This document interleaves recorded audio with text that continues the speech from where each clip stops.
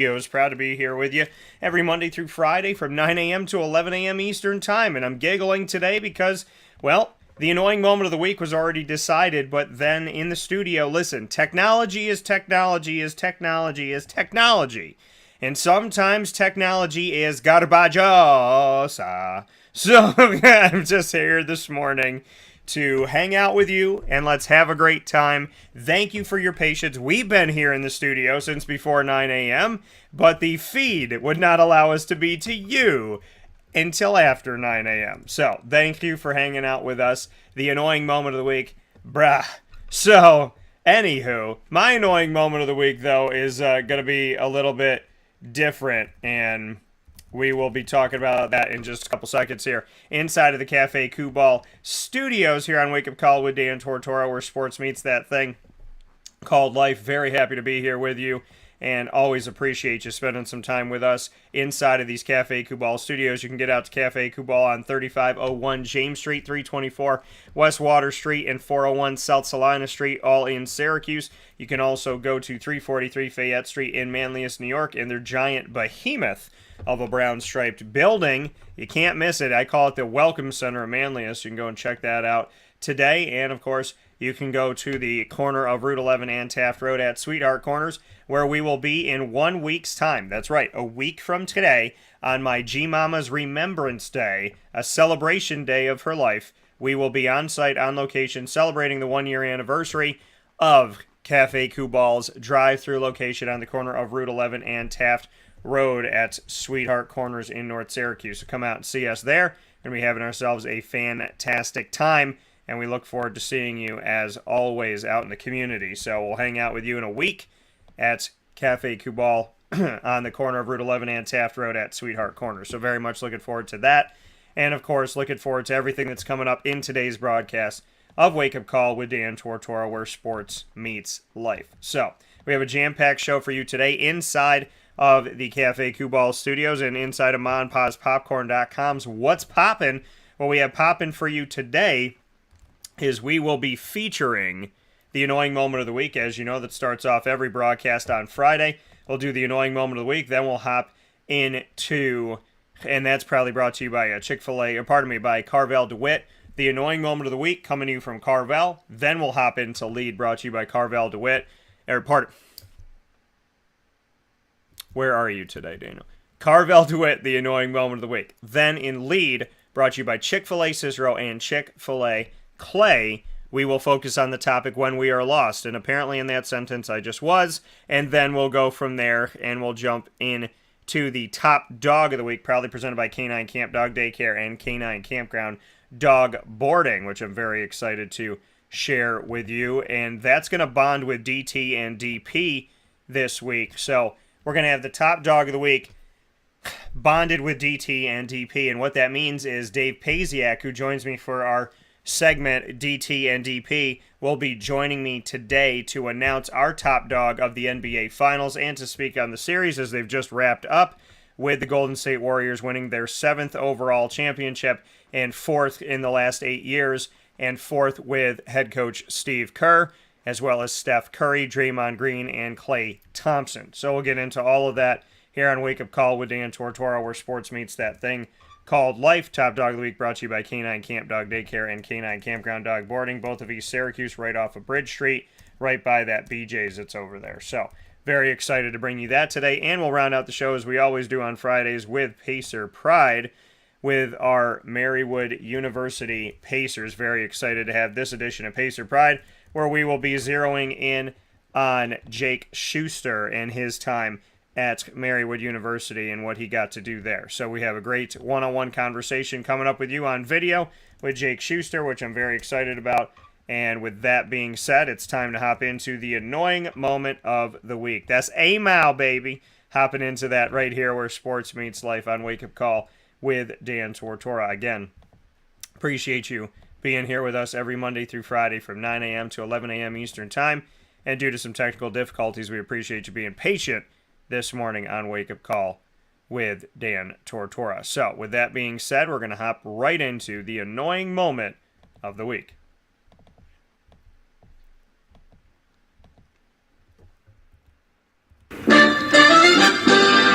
Tortora proudly brings you... Is that for real? Are you kidding me? The annoying moment of the week. I'm really honest. I don't know how to respond to this. Presented by Carvel DeWitt, 4322 East Genesee Street. It's what happy tastes like. You have to be that crazy. I guess so. The annoying moment of the week for this week on Wake Up Call with Dan Tortora. There was a man who made the decision. Well, I said he did it by accident. I shouldn't say he made the decision. He accidentally, manager of a California gas station, accidentally set his gas price at 69 cents a gallon instead of $6.99. Now, he was in a gas station in Rancho Cordova, said he put a decimal in the wrong spot, causing the gas price to be set at 69 cents instead of $6.99. He said, this is a nightmare. I put all three prices on there except the diesel, but the last one kind of didn't go, right, end quote. So now the pricing error reportedly cost North Carolina gas station thousands of dollars. Don't care. I don't care. Anywho, so it cost the gas station thousands of dollars. People started sharing the deal on social media. And so the manager said, so I just took responsibility for it and said, yeah, it was my fault and I'm to blame, end quote. Now, the total loss ended up being $20,000. Here's the issue, though. Here is the issue, though. Okay? For the individual gas station, if it's like a ma and pa, then yes, I feel bad. Then I do care. But I don't care if this is going back to some conglomerate or this is, this is going to help somebody out when it comes to gas. Now, the total ended up being $20,000 in losses according to a GoFundMe that was sent up by his family to help him pay back the sum. Would they want him to pay it back? Now, the national average for gas went from $4.55, $4.56 now, to, it was $4.59, to now just over $5 per gallon, while the average price for California drivers is $6.43 per gallon because it sucks over there. The last time drivers were able to purchase gas for 69 cents was in 1978. Here's my qualms, and this is why it's my annoying moment of the week. If it took money out of good, hardworking people that own the gas station, then first and foremost, okay, this is gas, okay? This is gas. Where's the money going is my question. Because if the money's going to the gas company, I don't care that they lost $20,000. I don't. Now, that's not me wishing bad on them. That's me saying they have been money hooers against us for how long now? Making us pay these prices, putting us... Yeah, I mean, there's people that will literally... I'm going by gas stations where somebody put a gallon in. A gallon in. You know what that tells me? It tells me that people are putting gas in their tank just to get home, just to get by, just to have a little bit, just to have something. They're not going to fill up their gas tank. They're going to do just enough just to get home. That's it. That's how people are feeling right now. That's how people are treated right now. It's stupid, and it's ridiculous, and it's wrong, and I'm against it, and I can't stand it, and I'm fed up with it. I'm just over it. I'm just over it. So, is this me wishing, I'm a business owner. Would I want to lose $20,000? No, okay? I'm not wishing bad upon myself. I'm coming to you today saying, number one, this guy made an accident. Yeah, Dan, well, it was an accident. It cost us a lot of money. Yeah, but you know what costs us a lot of money? Oil companies, gas companies, people that are making money hand over fist while the American people suffer every freaking day. And I'm tired of it. It's wrong. You know it's wrong. I know it's wrong. It's wrong. Gas prices are egregious. They are disgusting. They are wrong. They don't make any sense. There's no reason for it. Well, Dan, supply and demand. What, did 5 billion people all of a sudden show up in Syracuse, New York? No. So stop it. It's not supply and demand. It has nothing to do with supply and demand. It has to do with you're greedy and you're taking advantage. It has to do with the fact that somehow those that have millions of dollars need more money. Somehow, some way, they're just not rich enough. And that's the problem. That's the issue. Is that you guys do what you do and you do it to the American people and you make us suffer.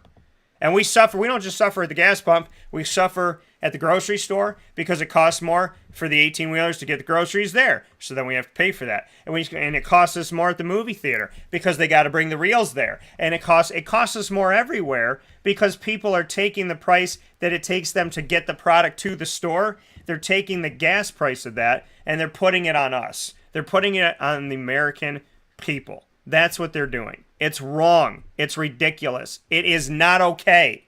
So this man sold it for 69 cents is a mistake, okay? Did it take $20,000 out of his family? I hope not. Did it take $20,000 out of like the person running the mini mart there? I hope not. But I mean, I don't know how the gas works and whatnot, but I would imagine that when you're running a gas station, you're getting the gas from somewhere and they're getting the money. I don't imagine that you're getting the money. Maybe you're getting a tiny percentage. I don't know. But I wouldn't imagine that if I'm running a mobile station down the road that I'm making the gas money. I'm making the money probably at the gas station itself and maybe in the car wash and whatnot, but I don't know if I'm getting the money from there, okay? The rich are getting richer, the poor are getting poorer, and stop me if you've heard this before. So, so let me be clear about this because I'm not trying to put bad karma out there. I am not wishing bad on somebody. I'm not wishing that somebody loses money. I'm not wishing that somebody goes through pain and hardship. What I'm saying is, if gas was 69 cents in California for the first time since 1978, and the gas company just took a $20,000 hit, you've been hitting families for years. You've been attacking us. Maybe this was an ironic, not coincidence, that somehow, some way, this mistake happened to knock you back to reality and remind you that it's not okay to do what you're doing to us. It's not okay. I go buy gas $5.19 in Pennsylvania yesterday. $5.20. Are you kidding me? That used to be the price of a movie in Pennsylvania. If you went to Montage Mountain in Pennsylvania, and I think it was a children's and elderly ticket, it was $5.25. And the adult was $5.75 during the day for the matinee. $5.25 or $5.75. That's what it was. And now you want us to pay that per gallon? You know how much it cost me to not fill my car up yesterday? $40. $40. That's how much it cost me. $40. $40 to try and put 7 gallons in my car. $40. My car used to fill up max at $23 on its worst day. $23 to fill my entire car. I got a 12-gallon tank. $23. Usually $22. This is so wrong that there's no part of it that's right. So it's my annoying moment of the week because this poor guy, he gets fired from this, right? And he's got to leave, and now his family's trying to start a GoFundMe campaign. Have the oil company pay for it. Have them not pay for a lap dance this week, and they can pay for that. This is ridiculous. Nobody deserves to have to go through what we're going through right now. Gas companies don't need to do this right now. They don't. They don't. And if it's supply and demand, then why'd they put it down on Memorial Day? Why'd they go, hey, gas is going to go down for Memorial Day weekend, and then we're going to put it back up? If they could control it then they can control it whenever they want to. So, am I happy that somebody lost 20 grand? No. But at the same time, I'm really happy that gas was 69 cents for some people somewhere in this country. Because how we get treated these days at the gas pump is disgusting, and it's wrong. You've stretched people thin for 2 years of a pandemic plus. And you start to come out of a pandemic, you start to have people get back to normal life from a pandemic, and you punch them in the gut with gas prices, and then you punch them at the grocery store? Really? Really? Our taxes didn't change. My taxes suck this year. So I pay high taxes as a business owner. I pay $4.99 gas, and on top of all, and then the money goes up the grocery store. My dog's dog cookies went up $1. $1. They're the same cookies. They went up $1. They went from $2.99 to $3.99. And that might mean nothing to you, but what I'm saying is,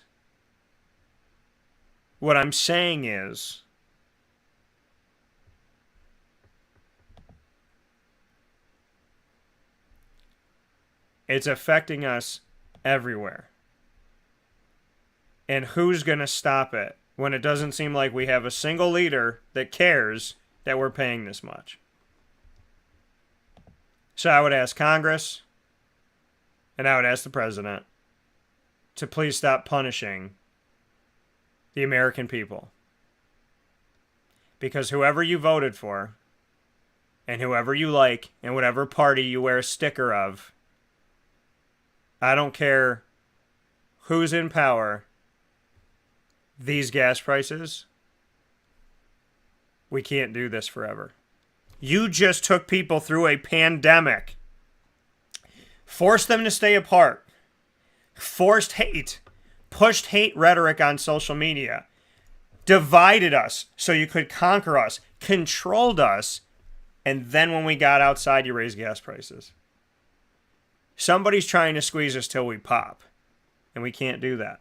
And we'll talk about that in the next segment. The annoying moment of the week. Why one single man was fired for 69-cent gas. Can somebody make that mistake here in Syracuse?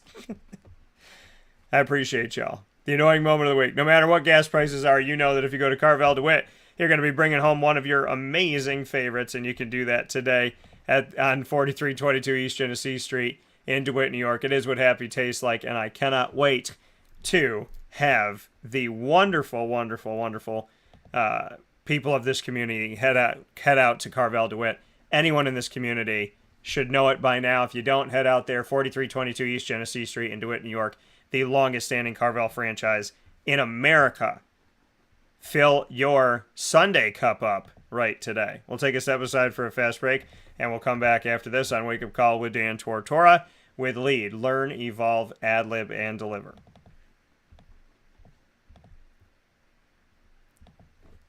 Carvel DeWitt, it's what happy tastes like. Do you know why? Because we make ice cream. Creamy, rich, flavorful ice cream. Not yogurt or iced milk like some of our competitors. Ice cream.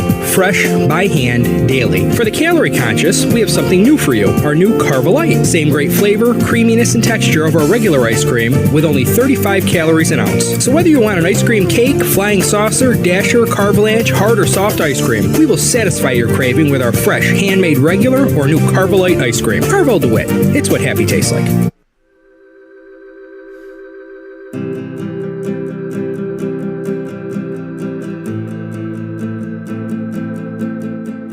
Cafe Cabal offers same-day local delivery of our products, offering no delivery charge for Onondaga County. Shop cafecabal.com for fresh roasted coffee beans, cold brew, travel mugs, and all your essential Cafe Cabal needs. Cafe Cabal, coffee for the soul.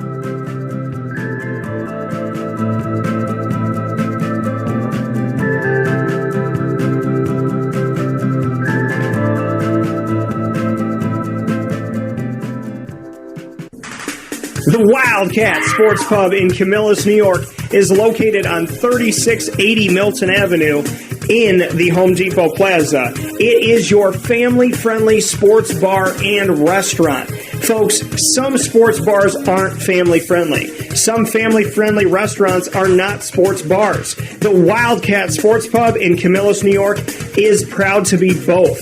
It is that marriage that you've been looking for years. The Wildcat Sports Pub is your home base for your sports bar and restaurant needs, games for the kids, indoor and outdoor activities, and enough things on the menu to come back every single week and get to try something new. They're open Sundays from noon to 8 p.m., Monday through Wednesday, 11 a.m. to 11 p.m., and Thursday through Saturday from 11 a.m. to midnight. For reservations and party information, call 315-487-2222 for the Wildcat family-friendly sports pub and restaurant.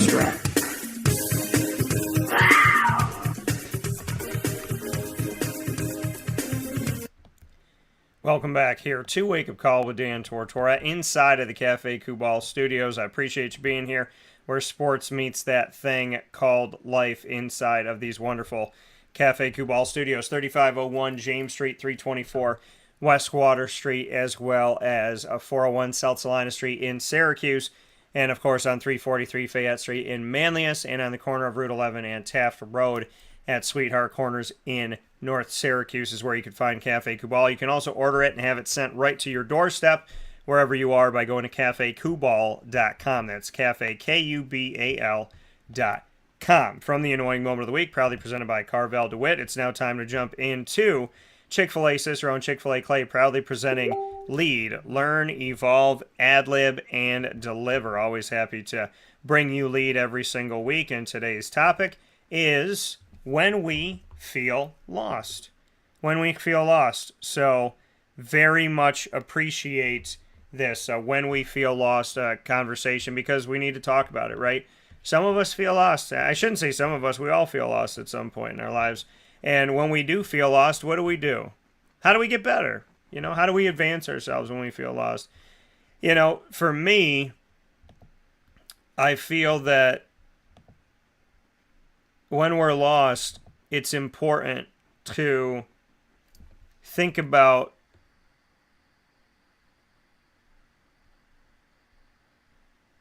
who we are. It's important to think about who we want to be, right, when we're lost. And, when you just feel like you're in that black hole. I've been there. And how do you navigate through feeling lost?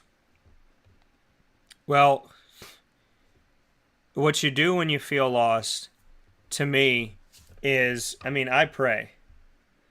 I always pray. And listen, wake up call, we believe in God here. If you don't, that's your prerogative. If you don't pray, that's your prerogative. If you don't believe in anything but yourself, if you worship a gas tank, I don't know, that's your prerogative. But here on this show, and with this company, we believe in God. And just as I tell people all the time, listen, believe in whatever you want to believe in, because that's your right? Respect, just as I respect you, respect me. And on this show, I talk about God, and I talk about God freely. And in the segment Lead, Learn, Evolve, Ad-lib, and Deliver, it's important to have the conversation about when we feel lost. What gets you back? It's easy to be lost, but do you want to stay that way? So how do you get back? Well, to me, when I feel lost, I pray. I talk to God. There's certain things I say to myself. Certain things that I do. The do is pray. I like to take walks. I like healthy body, healthy mind. Healthy mind, healthy body. So what I mean by that is, you go out and walk, you got a healthy body, clear your mind. Helps you to think better. And if you have a healthy mind, then you're not putting stress on your body, which I know what stress feels like, and it's not good. So when I feel lost, I pray. I take walks. I listen to music. I let my emotions out, if I want to cry, then I cry. And I laugh. I try to watch really funny things. That's how I attack being lost. Because, listen, I think this country is lost right now. And I think there's a lot of people trying to make us look at people that don't look like us and not like them. And I think we have to remember who we are. We are impressionable. The American people, the world in general, is impressionable by the media. And I understand that every day. That's why that's one of the millions of reasons why I take my job very seriously, is I know people are impressionable and they may believe and do exactly what you tell them if you're in the media or in entertainment. And so I carry that with me, that I know when I get on here and I do the show, there's a way to do this broadcast, and there's a way to speak to people all around the world. And I think that because we're so impressionable, when we feel lost, like we do right now in America, we have to ask ourselves why. You know, I think there's a lot of people out there that everybody's been grouping everybody, right? Asians stay here, black people stay here, white people stay here, Hispanic people stay there. You know, if you speak English, here, everybody else here. If you're this sexuality here, every other sexuality here. And it's just dividing it. Like, here's my thing. I'm a straight male. I don't identify myself as a man. God identified me as a man. And to me, that's just an asinine argument to, like, even have a conversation of whether or not I am one. But that's for another day. And so, for me, I'm a straight male. But if you're gay, we're good. You know what I mean? It's like, as an example, if you come up to me and say, Dan, I'm a boy and I have a boyfriend. Okay. Have a great day. You know, I have friends that are different religions, different colors, different nationalities, different heritage, different language is their predominant language. And I don't feel that, like, they're not my friends because I need variety. They're my friends because they're good people. And I would never just hang out with white people or Italians or Hispanics because, you know, people say, oh, Dan, well, you're tan, but you're that. Like, and people try to pigeonhole me, right? I always tell people, I say I'm not completely white, I'm tinted. And because my normal complexion is very dark brown because of, my Hispanic and Italian heritage. And we think we might have some heritage from the Sudan because in Italy they mixed back and forth. So that might have gone through because my grandmother's complexion was, people think I'm dark. She was like 4 shades darker than me. And so, people try to pigeonhole me when I talk about my culture. Yeah, okay, Dan. Yeah, okay. When I first told people I was Hispanic, no, you're not. You're Italian. No, I'm not. Thank you for telling me who I am. So, I think that I am Italian, but I'm also Hispanic. And I've had people fight me on that. Well, what's the definition of Hispanic? And blah, blah. I'm like, you know what? Do I do this to you? Do I come into your life and say, you're not Peruvian. You're not from Peru. You didn't live there, so you can't say you are. You're not this, because you don't speak this language. Like, no, like, you are who you are, and that's reality, right? I can't tell you I'm German and Irish because that's not reality. That's not my blood. That's not my heritage. I can't just pick what I am. I am what God made me. And I understand that people come from different places in different backgrounds, and I love everybody. And I feel like in today's world, they're telling us, if you aren't this person, then you need to be wary of that person. You need to be afraid of that person. Who's bringing us together? Who's bringing us together today? Why can't I go to a gay rally as a straight man and support my friends that are gay? You know what I mean? Well, you can, Dan. It's like, yeah, but I don't feel welcome because my letter isn't in their alphabet. So how do I fit into that if I love everybody? Can I be there? Can I support my little brother? Can I walk arm in arm with him, or am I not welcome? I feel like everybody has a treehouse and nobody's invited to, you know what I mean? It's like everybody has a treehouse and they shut their door and we're not all invited to all of the tree houses. We're invited to some of them. And isn't that racism and prejudice and sexism? So by saying we don't want to be racist, prejudiced, and sexist, we're doing exactly that. Are we not becoming in society what we said we can't become? In the media, you're telling us all this BS, and in reality, you're trying to divide and conquer again. And to what extent does this continue? That's my issue. To what extent does this continue, and how stupid are we going to be to not see it? Because I see it. I see it. And I am a lover of people.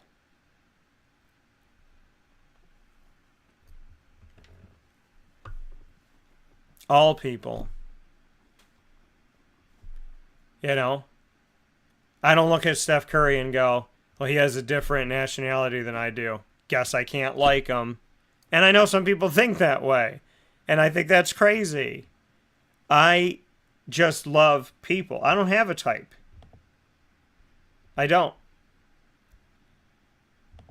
You know, people are like, well, who do you want to marry? What race? What hair color? I'm like, I dated everybody. I've dated all different shades, all different hair colors, all different eye colors, all different shapes, all different sizes, all different nationalities, all different backgrounds from different places. I don't see I have to have this person this way and that's it. Like, that's not. So what do we do when we're lost? As a country, individually, what do we do? How do we get back? Well, first and foremost, we have to understand that somebody is trying to take us from who we are. Someone's trying to control us. Somebody's trying to make you uncomfortable with the person that doesn't look like you. They're telling you that they want you to be comfortable, and they're trying to force you to be comfortable, but in actuality, they want you to hate each other. And I know that because I see that in society every day. I pay attention. I see it in society. I see how it makes me feel when somebody says something. Because I'm somebody who loves everybody. And all this force to stuff is getting on my nerves. I love everybody. I don't discriminate. Be who you are. Right? It took me a long time to be happy in my skin. Be happy in your skin. Well, Dan, how is it hard to be happy in your skin? You're not a woman. You're not. And I can't stand when people do that. I was a victim of domestic violence. But men couldn't talk about that until Johnny Depp just won his trial. The Me Too movement didn't include men. We weren't allowed. We weren't involved. We couldn't talk. We couldn't be there. It couldn't possibly be us. All of the women that have domestically abused us, we couldn't talk about them because we weren't women.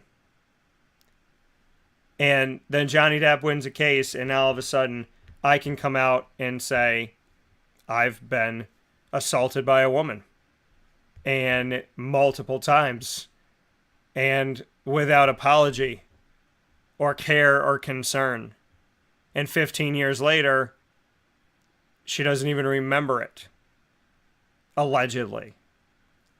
So, you know, I feel like we're lost as a society because we exclude people. Could you imagine? Could you imagine doing that? Could you imagine doing that to somebody? Could you imagine sitting in a room and, like, let's say you're at an AA meeting and everybody's talking and one person tells their story and they go, yeah, you're not welcome here. Nope, you're not welcome here. Because could you imagine walking into an AA meeting as a man and having all the women say, leave, you can't come to this meeting? Could you imagine being a single father walking into a parenting, a parenting meeting where they help you raise your child and they help you understand why the baby's crying and whatnot? Could you imagine going in there as a dad and having them go, no, this is for mothers only. You're not allowed.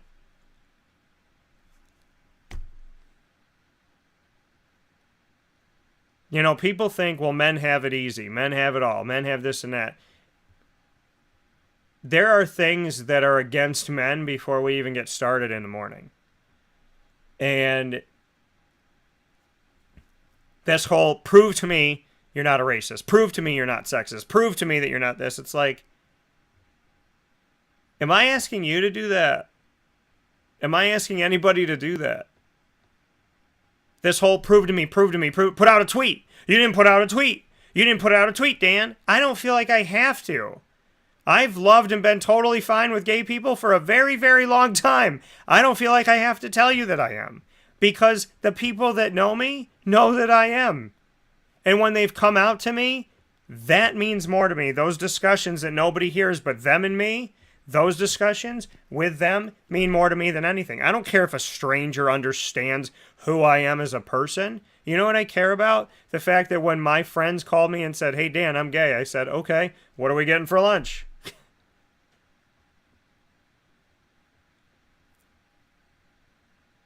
You know, so many people want to have these conversations and just yell at each other. We're lost as a society. God brings us back. If we pray, if we believe, it is amazing no matter how far I get off the path, when I get down on my knees and I pray to God and I ask God to be there for me, I feel good that day. I feel good then. I feel good in that moment because I know no matter how long it's been since I've called out to him, he's like, hey, Dan, what's up? And I talk to God every single day, but sometimes I don't feel like I do it well. And so it's easy to feel lost in today's world. But staying lost, that's the problem. When you feel lost, when you feel like you're in a black hole, pray to God. Pray to God. Pray to God. Call the people that you know are not drama queens. Call the people that you know are there for you. Call the people that you know support you. Call them. Like I said, I listen to music. I go for a walk. Do the things that bring you back to you. When you feel lost, you know what the thing about loss is when you feel lost? What makes us stay lost is that once we fade into the darkness tells us never to leave. And you have to be strong enough to say, I am the light. I will get out of this. Oh, Dan, what do I do if I'm not strong enough? Pray to God. Because the source of your light is the big guy. That's the source of all light. Is God. So if your light goes out and you're hitting that flashlight, trying to get those batteries to work, understand that you are not called to be the light of this world. The light of this world was already called. And the light of this world has already walked this world. And the light of this world is Jesus Christ. If you want to find God, stop looking for him anywhere else than right here. If you want to find him, he's right there. Just be willing to say hello. Be willing to talk to him. And stop letting this world tell you who you are. Stop letting this world be your God. Stop letting this world compel you to be a flip-flopper that's a chameleon all over the place, that whatever is catchy today, you're like, oh, I love that. Oh, I love that. Oh, I love that. Oh, I love that. Know who you are, or else you're just going to be chasing your tail for the rest of your life. Or somebody else's, which is even worse. With that being said, this is Lead, Learn, Evolve, Ad-Lib, and Deliver, proudly brought to you by Chick-fil-A Cicero and Chick-fil-A Clay. Head out to Chick-fil-A Cicero and Chick-fil-A Clay today. Chick-fil-A Cicero, there for you on 7416 Brewerton Road in Cicero, New York, and Chick-fil-A Clay right off of Route 31, right when you get off the exit out here. So definitely right off on Route 31. Make sure you make your way over to Chick-fil-A Clay on Route 31 in Liverpool, New York. So with that being said, we're going to take a step aside on Wake Up Call with Dan Tortora, where sports meets that thing called life, from inside the Cafe Kubal studios. When we spin back around, we're doing the top dog of the week in a special way, as the top dog of the week bonds with DT and DP, as Dave Pasiak and I will bring you the top dog of the week, proudly presented by Canine Camp Dog Daycare and Canine Kampground Dog Boarding.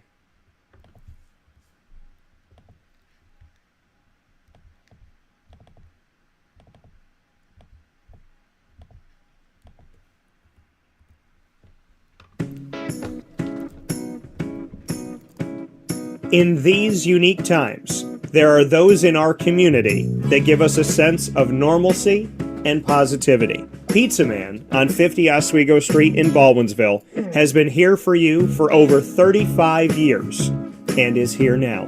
Call 315-638-1234 or order online at pizzamanbville.com to bring those familiar tastes into your home. And remember to come see our monthly on-site broadcasts centered around the community and our Baldwinsville beats. Pizza Man in Baldwinsville. Any way you slice it, they are always here for you.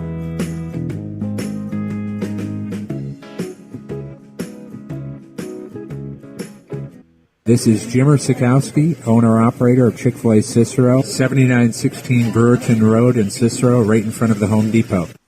I had a deep feeling that God wanted me to do something bigger with my life and to help people, help others. I kept putting Chick-fil-A in my life, and I realized as I was going through the franchise selection process that positively impacting the lives of others was really core to what we do here at Chick-fil-A. First of all, it starts with the food. The food is brought in fresh daily. We bring in local produce. We prepare to order in the kitchen. We hand bread our chicken. We hand spin our milkshakes. It's great food. It doesn't taste like fast food. I think the second thing is the way people feel when they come in a Chick-fil-A restaurant. It's different. We try to treat people with intentional kindness here, which is very different and deeper than good customer service. And so I think it feels remarkable for most people to come in a Chick-fil-A restaurant. And then lastly, the impact that we try to have in the community is very different. It's a big part of the expectation of every operator of a Chick-fil-A restaurant is that they're actively engaged in their community, they're a leader in the community, and they're making a difference. When they realize that what we're striving to do is to shine a little light in their life, that's a very, very different experience than you will have in any other quick service restaurant. And it's that remarkable experience that I think people will emotionally connect with.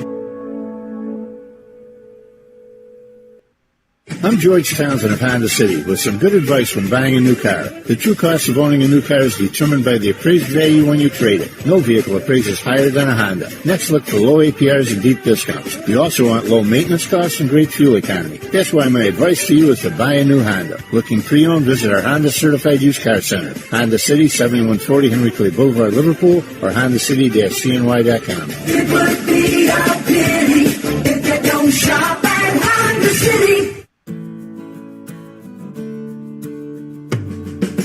Our corporate purpose at Chick-fil-A is to glorify God by being faithful stewards of all that's entrusted to us and to positively influence all those who come in contact with Chick-fil-A. And what became increasingly clear from our success in Cicero is that people love Chick-fil-A. And also I think we recognized that, we had a great opportunity to grow the brand and grow our platform. I felt incredibly grateful when I was selected to be a Chick-fil-A operator. I think what it's meant for me, what I've come to realize on a very deep level is that this is a calling for me. It's not a career. It's not a job. The Lord called me to be a Chick-fil-A operator and to use these restaurants to glorify Him and to positively influence other people.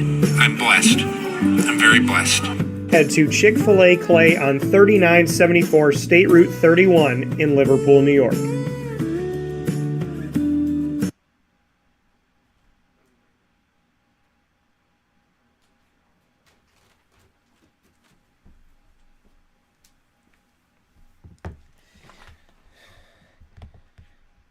Welcome back here to Wake Up Call with Dan Tortora inside of the Cafe Kubal Studios, hanging out with you where sports truly meets that thing called life. I love getting on the phone with Dave Pasiak and DT and DP with the longtime basketball head coach and analyst, Mr. Dave Pasiak, currently with the NVU Linden Hornets out in Vermont for Division III, and always appreciate Dave being a part of the show. We always start having our conversation off the air, but what I love about that is it gives me kind of where I want to go on the air, because some of the stuff you think about and some of the stuff you don't. So with that being said, Dave and I are pulling double duty today in DT and DP, which also is going to be doing the top dog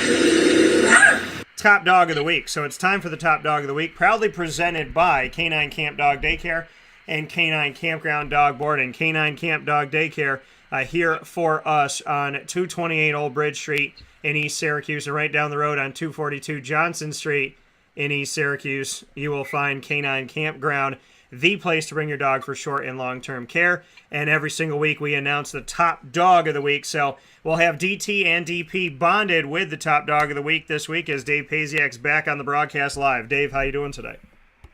I'm good, Dan. How you doing? I'm doing well, and Dave, so it's time for our top dog of the week. We're going to talk about this series, but I want to do this first.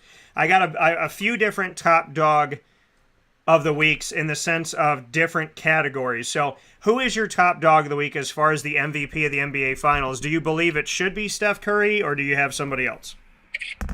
I mean, it's got to be Curry. I mean, Curry was, really good for just about the whole series. I think in a sense, with the media, it felt like the fix was in from the get-go if the Golden State won it. But I think Curry certainly deserved it. I mean, he had a great series.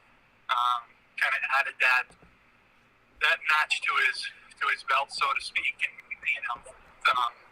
in their previous championships, he was never the MVP and really was a little bit subpar in the finals. I thought he really, not that he needed to validate anything with his career necessarily, but I think he definitely put a cherry on the Sunday of his career. So with his performance.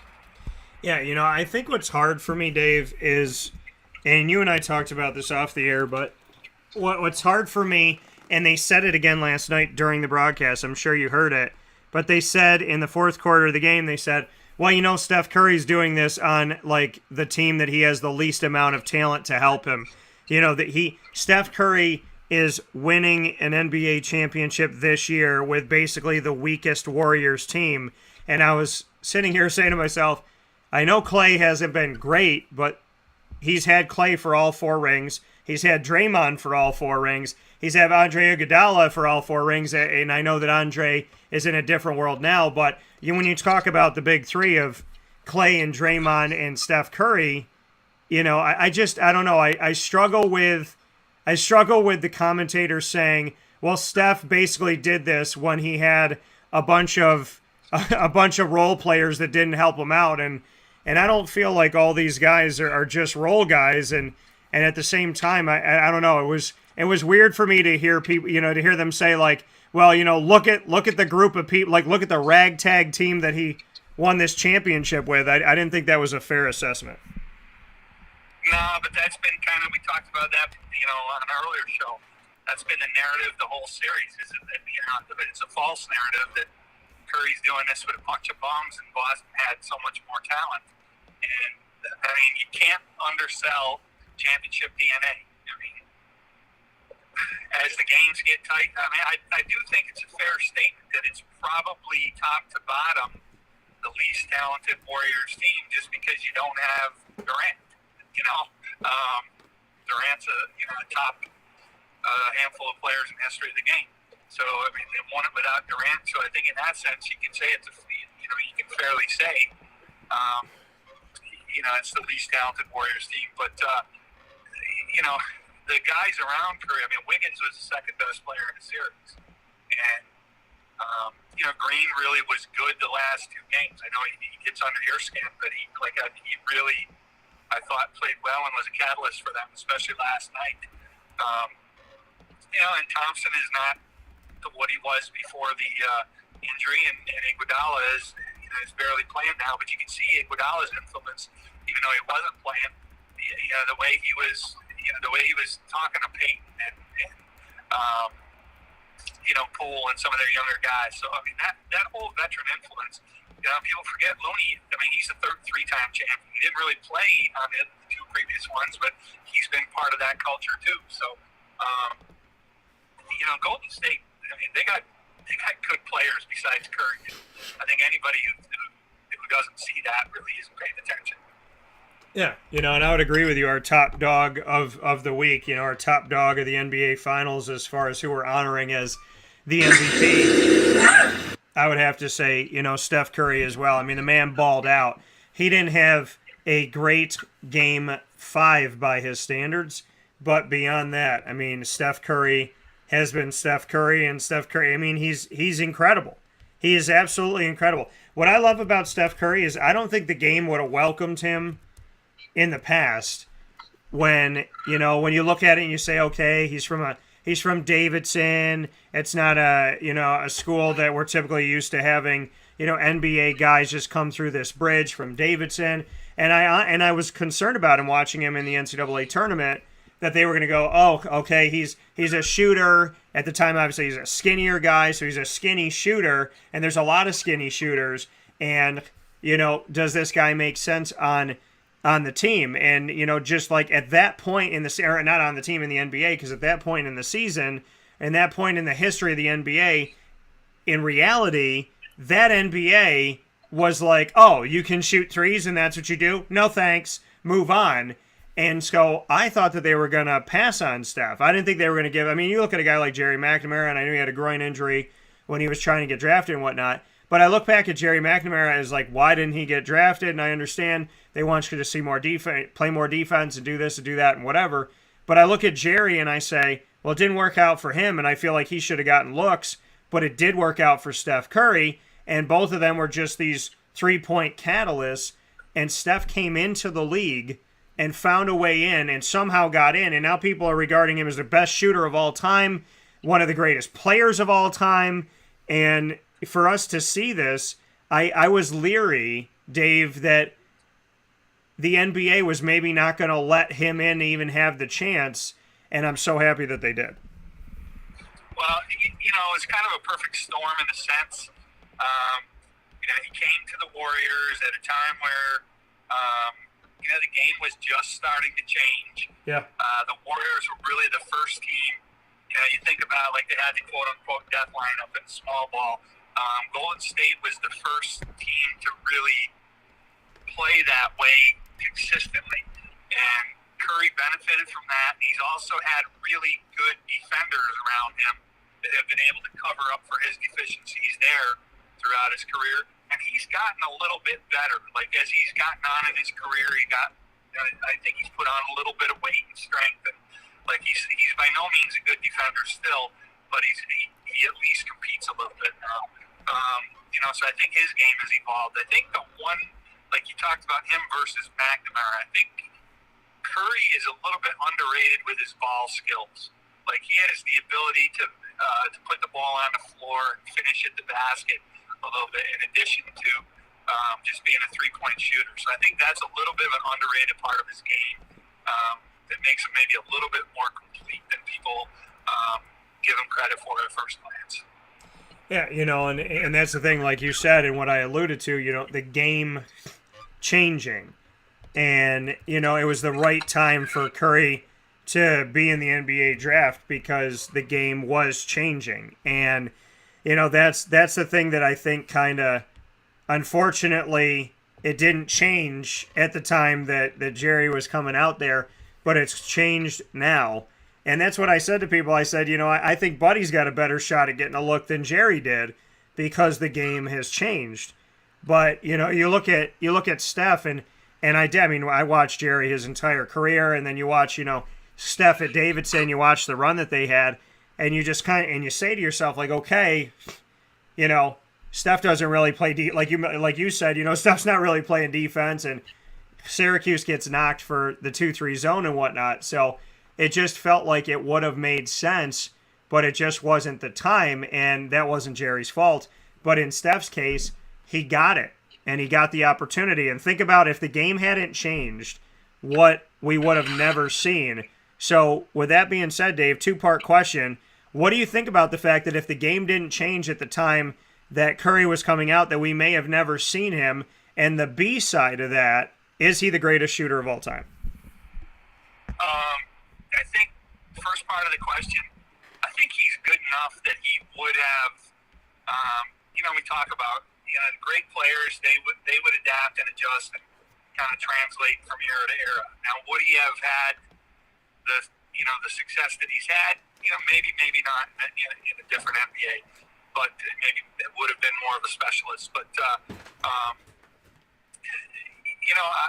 I think the great players, I think you have to judge them versus their peers and understand if they were in different eras, they would adapt and adjust. You could put LeBron James or Jordan or Russell or Wilt Chamberlain or Magic, Bird, any of those guys.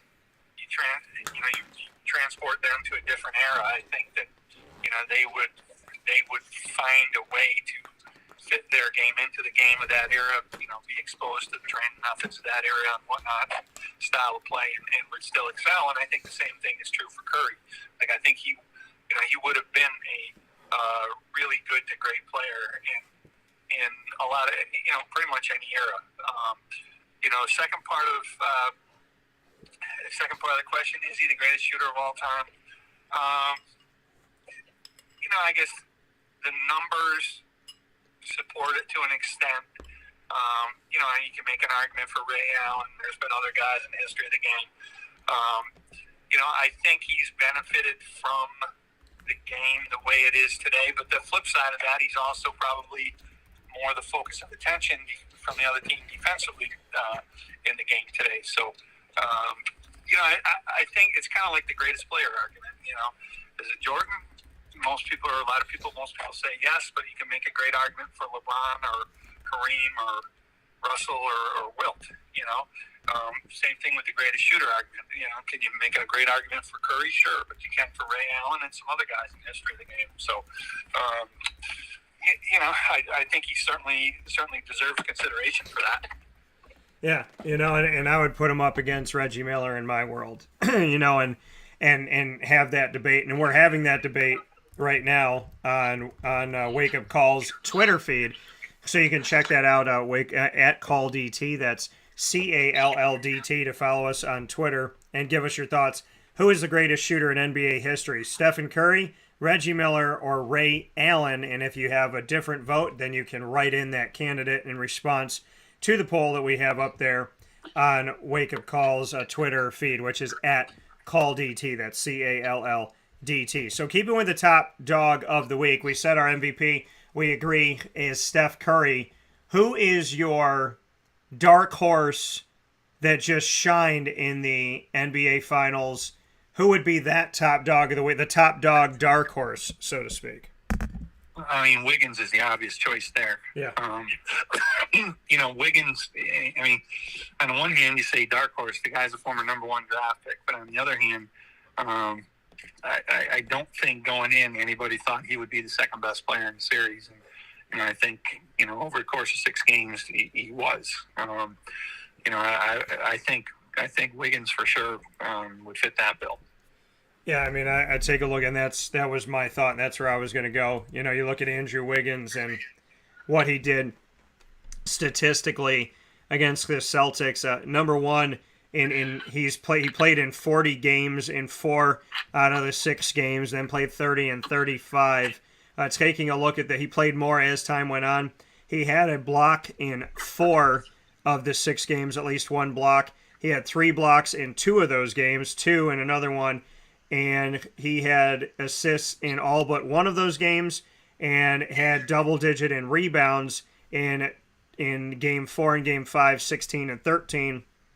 And then was able to have a double-double in those games as well, 26 and 13, 17 and 16. He scored in double figures every single game that he played in, and he only got better as the series went on. So, I think he's a dark horse. Like you said, it's hard because he's a former number 1 pick, but he's a former number 1 pick that I feel like maybe was written off.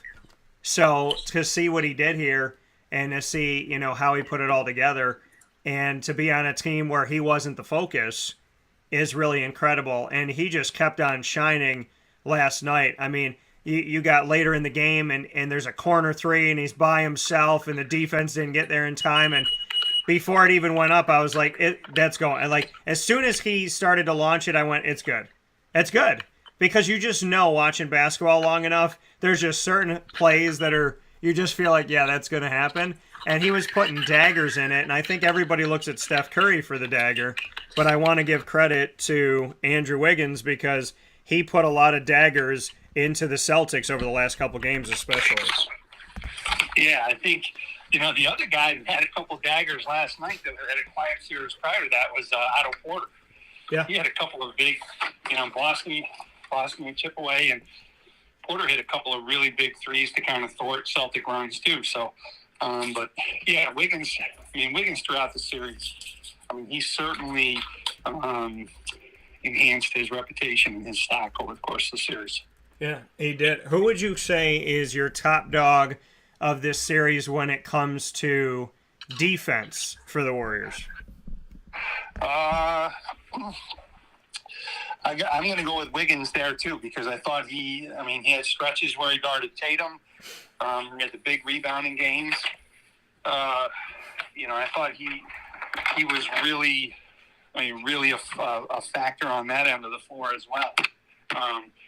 I qualify that too. Like series wide, series wide, if you're going to take into account everybody, I think Robert Williams had it. I thought that guy did himself proud for Boston. I thought he was, defensively as good as anybody in the series with blocking shots, protecting the rim. And I really think that had he been a little healthier and had Boston been able to keep him on the floor a little bit more, that could have swung some things in the series. But, strictly in terms of the Warriors, I'll go with Wiggins. Yeah, I think when you look at the blocks and different things that he was able to do, he would be the choice. It's not Klay Thompson, it's not Steph, it's not Draymond, it's not Otto Porter. And so to me, you kind of narrow your list down if you're trying to think of others, but Andrew Wiggins. Who would you say would be the top dog of the series for the Boston Celtics overall? Oh, we may have lost Dave for a second here. Dave, can you hear us? Wait, sorry about that. No, that's okay. I think I lost you for a second. But it's a tough call with Boston. Like, the guy I think, exceeded expectations the most, like I said, would be Robert Williams. And, and I would give Horford some love there too, because I thought Horford really competed and, was especially the game one win. And, he was trying to do what he could to keep him in. So for Boston, I thought, I really liked how Robert Williams played in the series and thought when he was on the floor, he made a difference for Boston. I think it's hard to go with Tatum and Brown just because they were so up and down. Matter of fact, I think it was I think the series, it was not a good series for Tatum, despite the fact that his numbers probably looked fairly decent. And I just thought he wasn't efficient and kind of came up small at the end of the games a bunch of times. So I thought his stock took a hit from early in the playoffs when people were saying we're watching him surpass Durant before our eyes, and now he's in the finals, and I thought he came up kind of small. So yeah, I don't think it's Jason Tatum. Not in the NBA Finals. We might be able to say on the road there that there were things that he did, but and the thing that I struggle with, Dave, is I've never called Jason Tatum a superstar. Now, I covered him in college. I got to speak with him. But I've never called him a superstar yet because I don't think he's there yet. The man's still in his rookie contract. I don't think he's there yet. I feel like, we live in this microwave society where everybody wants everything yesterday. And I feel like we want to crown superstars when they're like 2 or 3 years into the NBA. I don't think you can crown a superstar that quickly in a special circumstance, maybe. But I don't think that you could just right off the bat go, oh, yeah, this guy's a superstar in year 3. And so am I wrong? But I don't think Jason Tatum is a superstar. I think Kevin Durant is a superstar. I think LeBron James is a superstar in today's NBA. I think Steph Curry, and I'm talking about guys that are active. I think Joel Embiid, we can argue that. I think, obviously Giannis, you put him in there. I think Luka Doncic, you put him in there. But I don't put Jason Tatum at their level yet. Is that wrong? I agree with you. I think he's a really, really good player. High level player in the NBA. I think he had a chance to kind of break into that stratosphere. If he had a great finals and Boston won, and he was the best player, I think he would have taken that step into that category. But I think the fact that he had a subpar final series and, shrank in the moment a little bit, I think he's not quite at that level yet. But I think, but he's a great player. And I think he very likely will get to that level in the next couple of years. Yeah, and that's the thing. Like I said, I don't crown him there yet. I don't put him there today. But that doesn't mean that, in year 4 or 5 or 6 that he can't be there. He's just not there yet. But to go to Kevin Durant for a second, because there's a lot of things I want to get to in the coming weeks, but to go to Kevin Durant, we talk about him being a superstar. We talk about him being, a fantastic player, right? But is Kevin Durant, as good as he is for a team, is he also a virus, in your opinion? Is he hurting the Brooklyn Nets Is Kyrie hurting the Brooklyn Nets? Are neither of them hurting the Brooklyn Nets? Because the Nets have to make a choice right now, and the already way too early prediction for the 2023 NBA Finals has the Brooklyn Nets tied with the Celtics behind the Warriors as favorites to win the 2023 NBA Finals. I don't see it, Dave, unless they make some other moves. Is Kevin Durant, is there something about him that is detrimental to a team? Or how do you see the dynamic? Because when Kevin Durant is the superstar, we've seen moments of bliss, but they never come to true fruition of a championship. So, and we could talk about how when he was on the Warriors, he wasn't the best guy, right? And he had moments where he faded off at times. So where is the Kevin Durant argument? And when he is the focal point of a team, he hasn't won a championship. So where do we put him? I know he's a superstar, but is there anything about him that makes you leery of the team that he's on?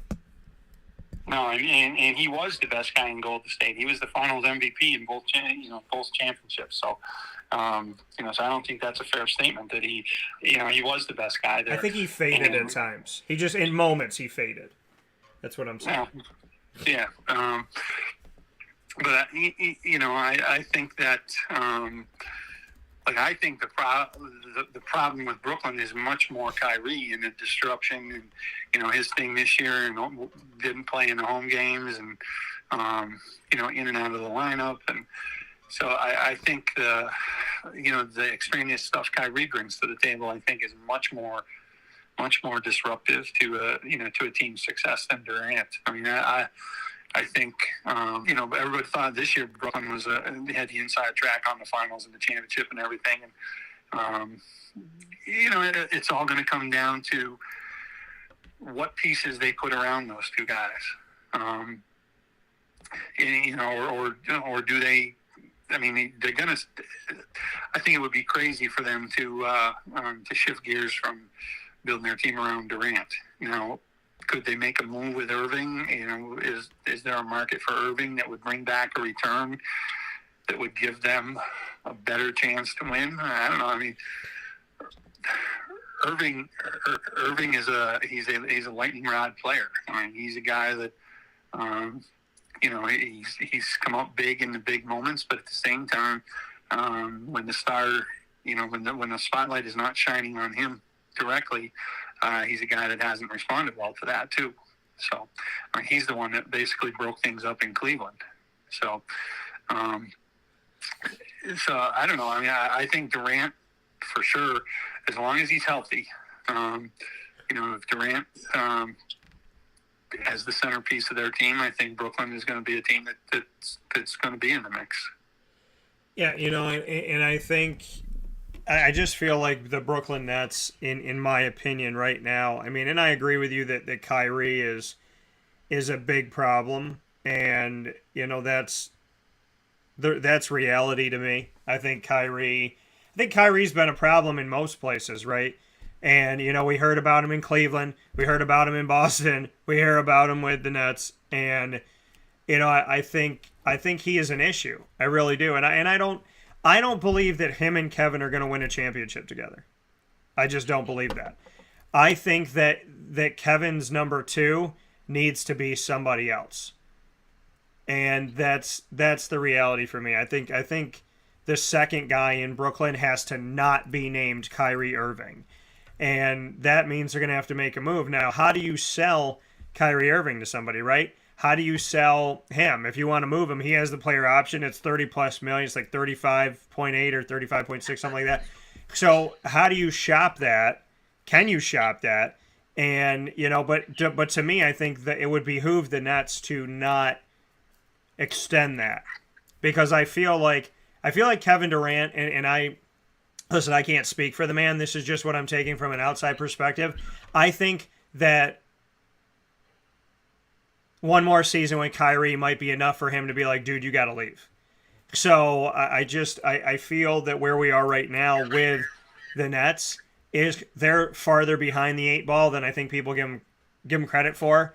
I think if Kevin Durant went to the Boston Celtics, then yeah, I think Boston could win a championship because Kevin Durant is that good and they have other pieces. And if Kevin Durant was playing with Jason Tatum and Kevin Durant's playing, with Jaylen Brown and Marcus Smart and whatnot, and it also keeps Marcus Smart from launching threes. I don't know if you saw it yet. Well, you probably saw it yesterday, but in the second half, Dave, we had talked about going into the game how Marcus Smart shouldn't be taking some of these shots, we thought. And yesterday, he went to take one, he thought about it, and he pulled it back, and I thought of you immediately, and I was like, he listened to us, Dave. So I was like, please don't shoot that shot. And it looked like it was going to be not great. But I want to go to my Kevin Durant point here for a second. I'm not saying Kevin Durant didn't bring something to the Warriors. See, my thing with Kevin Durant is a unique situation in the way that I shouldn't say unique situation, but the way I look at it is they knew how to go to the NBA Finals and win without Kevin Durant. Being with him, they won with him, they won without him, and now they've won again without him. So they've proven that they can win championships without him, and obviously they can win championships with him. And I understand his importance on the team. Where I was coming in is back in the 2017 playoffs, where he kind of faded out at times, right? 10 points, 17 points, 18 points, 16 points. The year after, in 2018, he went off. The last game, he had 43 points. So I'm not saying overall this man went to the playoffs and botched it.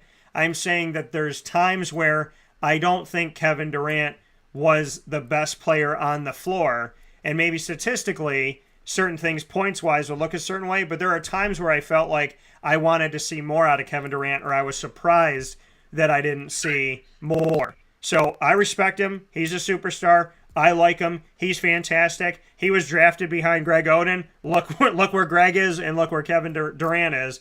But the reality to me is he's a really good player. He's a superstar. He's phenomenal. But I want to give the Warriors credit for being able to win without him.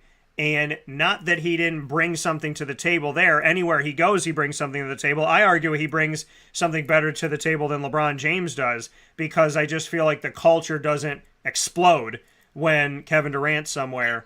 So I think he's good for a lot of reasons. I just felt like there were a few moments, not a ton, not many, but a few moments in the 2017 playoffs where I thought, wow, that's not Kevin Durant's status. That's not his standard. Just like with Steph Curry with 16 points, 0 for 9, right? Everybody's going to have a bad game. He doesn't have many, but that didn't play up to the standard of Steph Curry, and then he's back at 30-plus, 34 in Game 6 to win the NBA Finals. So I want to be clear to people. I'm a big fan of Kevin Durant. He is a superstar. He makes any team better. I'd want him on my team, and I think that you can definitely put yourself in a championship caliber situation just by adding him, and there's a short list of guys that can say that in today's NBA. I just felt like there were moments where he fell off, but I want to give the Warriors credit that, Dave, to get back to my original point, they've won with him and they've won without him. So the people saying that, you needed Kevin Durant, obviously that's not true. And I think this season more than ever, who gave the Warriors credit to go and win a championship, especially the way that they were playing at certain points in the season? Yeah, like I said, I think having that championship core, I think Steve Kerr did a great job and has done a great job of just steering the ship there. I think the Warriors deserve a lot of credit this year.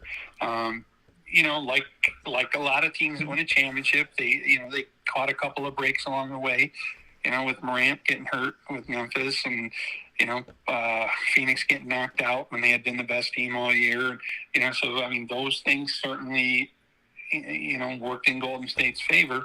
But that can be said of a lot of NBA champions, probably most, where, they caught a break or two along the way that they got there.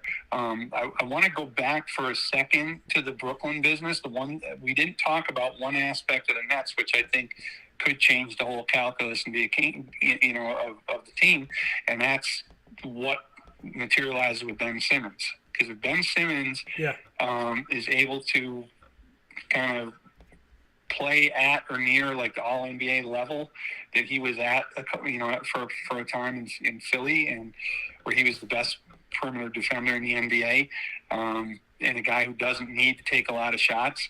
If they get that Ben Simmons or something along those lines and put him next to Durant and Irving, that to me is a potential game changer for Brooklyn.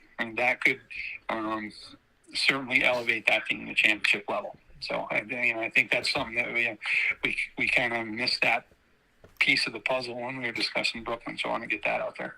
No, and I think that's a great point, and you're absolutely right. That was something that we needed to state, and I'm happy that you brought that up because we did overlook that in the conversation. But I think ultimately, listen, Ben Simmons needs to be the Ben Simmons that Philly was hoping for, and I think Ben Simmons, obviously, if he can stay healthy, there's a positive to being injured and being out at times, in that you have more years in the NBA, but you don't have more wear and tear.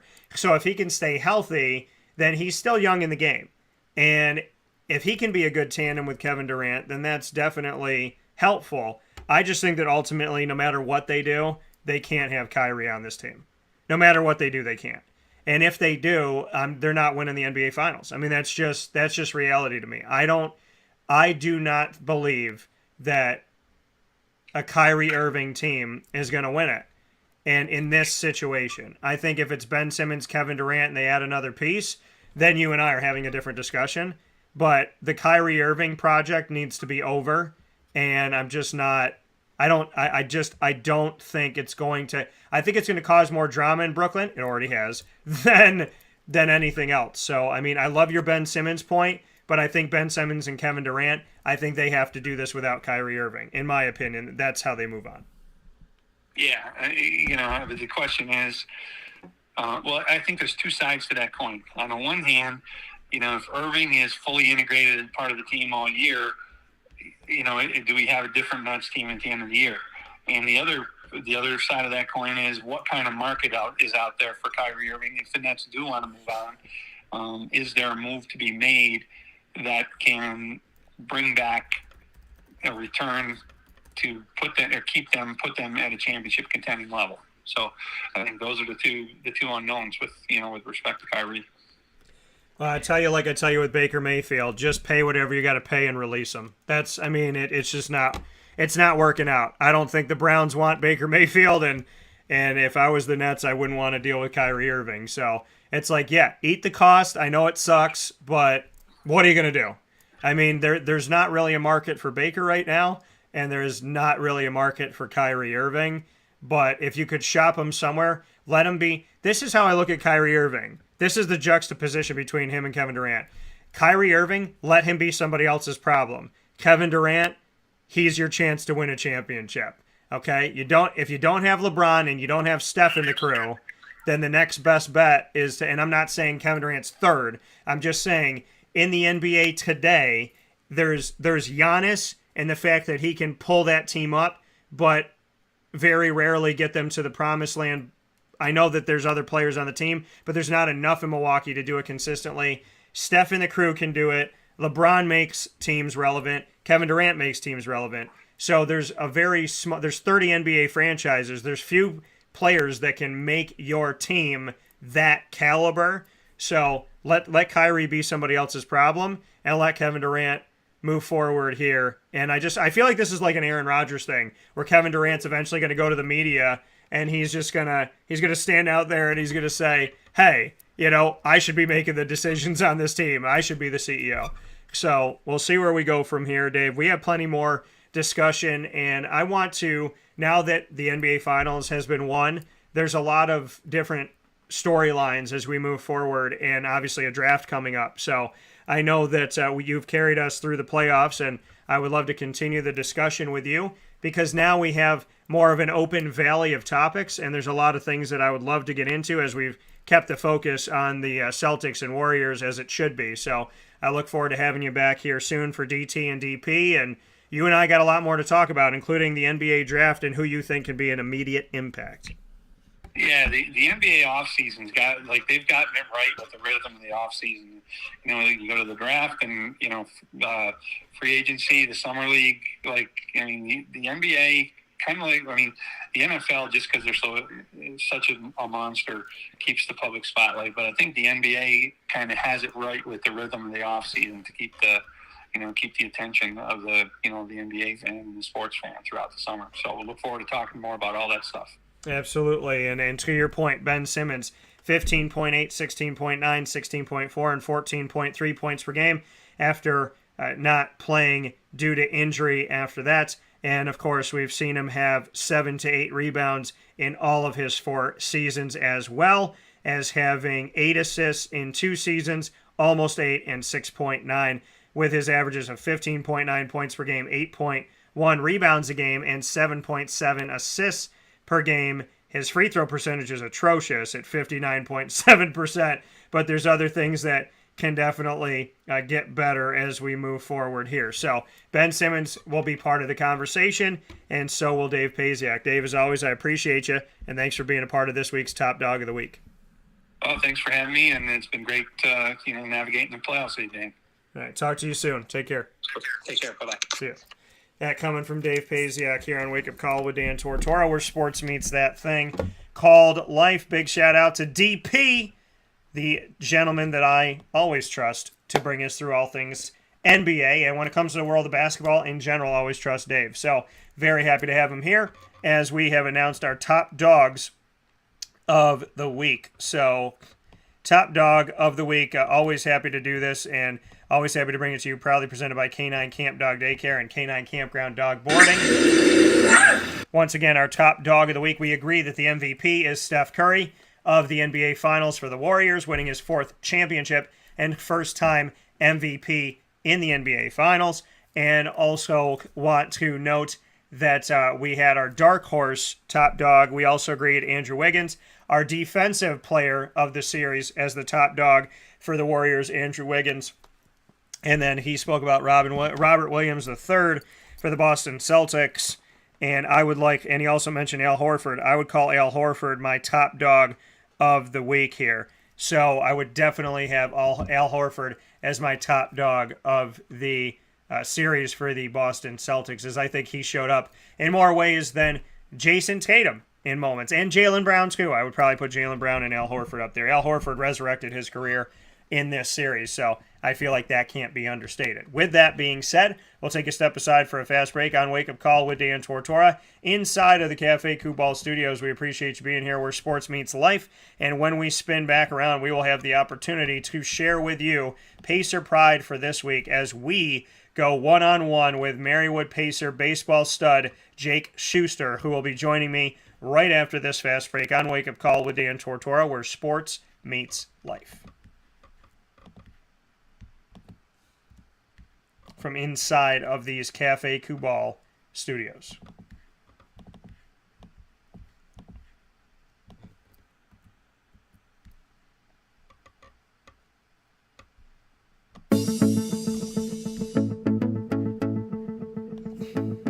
Avicoli's, located on the corner of Route 57 and Wetzel Road in Liverpool, New York, has been your trusted neighbor for decades. Located just steps from Liverpool High School, we're happy to have the Liverpool Warriors on-site, on-location broadcast at Avicoli's through Wake Up Call with Dan Tortora every single month, featuring student athletes, coaches, and administration throughout the year from Liverpool High School. Head out to Avicoli's today on the corner of Route 57 and Wetzel Road in Liverpool, New York, open Tuesday through Sunday for lunch, dinner, and drinks. We'd love to see you out there. And of course, you can call them at 315-622-5100 for takeout, delivery, and catering. That's 315-622-5100. And also find them on myavicolis.com. That's myavicollis.com.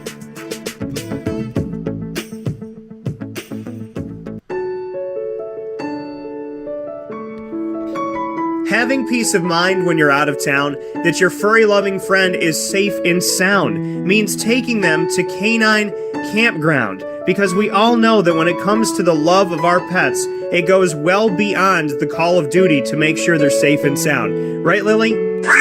So take a ride to 242 Johnson Street in East Syracuse, New York, and see K9 Kampground and where your dog will be staying, in the classic cabin, the executive cabin, the grand cabin, or of course the luxury cabin, because if you know Lily, you know she loves luxury. Now you don't have to wait to the last minute to find a family member or a friend that'll take your dog for a few days. Call K9 Kampground at 315-299-4013. That's 315-299-4013. Their drop-off and pickup times are Monday through Sunday. Check K9Kampground.com for more information. That's the letter K, the number 9, and Kampground spelled with a K.com. K9Kampground.com. When you're going out of town, bring your dog to K9 Campground.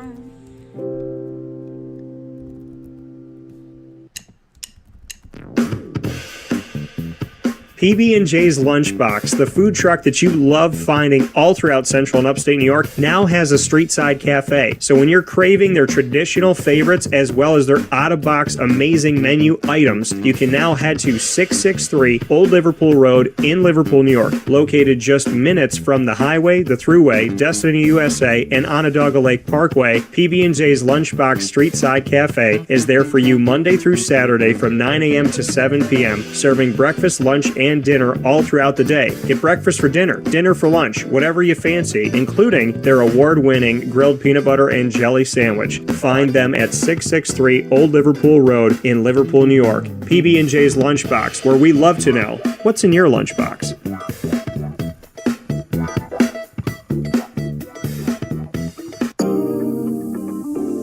As a patient, what do we want?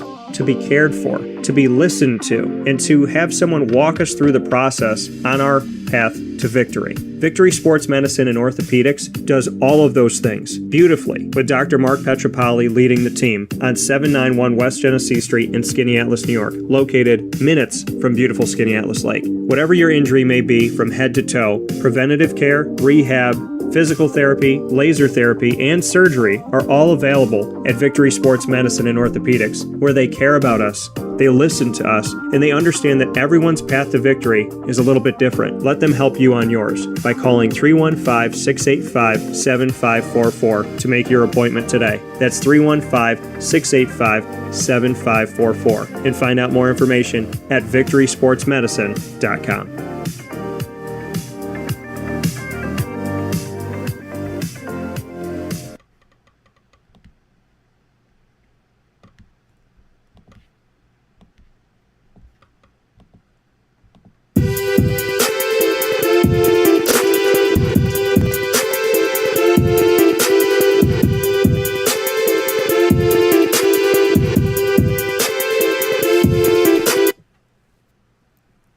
What's up, everybody, and welcome back here to Wake Up Call with Dan Tortora from inside of the Cafe Kubal studios. I'm always happy to be here with you inside of our Pacer Pride specials. This is exclusive content that we have with the Pacers in our multimedia marketing partnership with Marywood University, my alma mater, and I am elated for the opportunity to jump even deeper into baseball. We've had Jason Thiel, the head coach, on the show for a bunch of times here in this past season, and they tied the record for most wins in a single season for Marywood baseball history with 22. We also had a trio that joined me here to make history as Pacer Pride was picture in picture with Jake's teammates here, as we had Vinny Dioria, Mike Aronica, and Nick Nateri. And now we are here with Jake Schuster, a grad student that played on Marywood's team this past season, on this historic run that they had, and of course somebody who personally also has a lot of accolades to be happy about. So with that being said, I bring in the man of this Pacer Pride spotlight, Jake Schuster. Jake, how you doing today? I'm great. How are you? Doing well, man, and I'm happy to finally get you here on the show. And first and foremost, I do want to give you a massive congratulations for what you've been able to accomplish this season, which has been really incredible. I know the team has done a great job, and at the same time, you've done well as well for yourself, and definitely want to let people know, named first team all region. So congratulations to you for the work that you've put in here as a team and individually, having some wonderful accolades this year. Thank you. Yeah, I appreciate it. It was a lot of fun this year. So what can you tell me about that, and what you think landed you on first team all region in your opinion?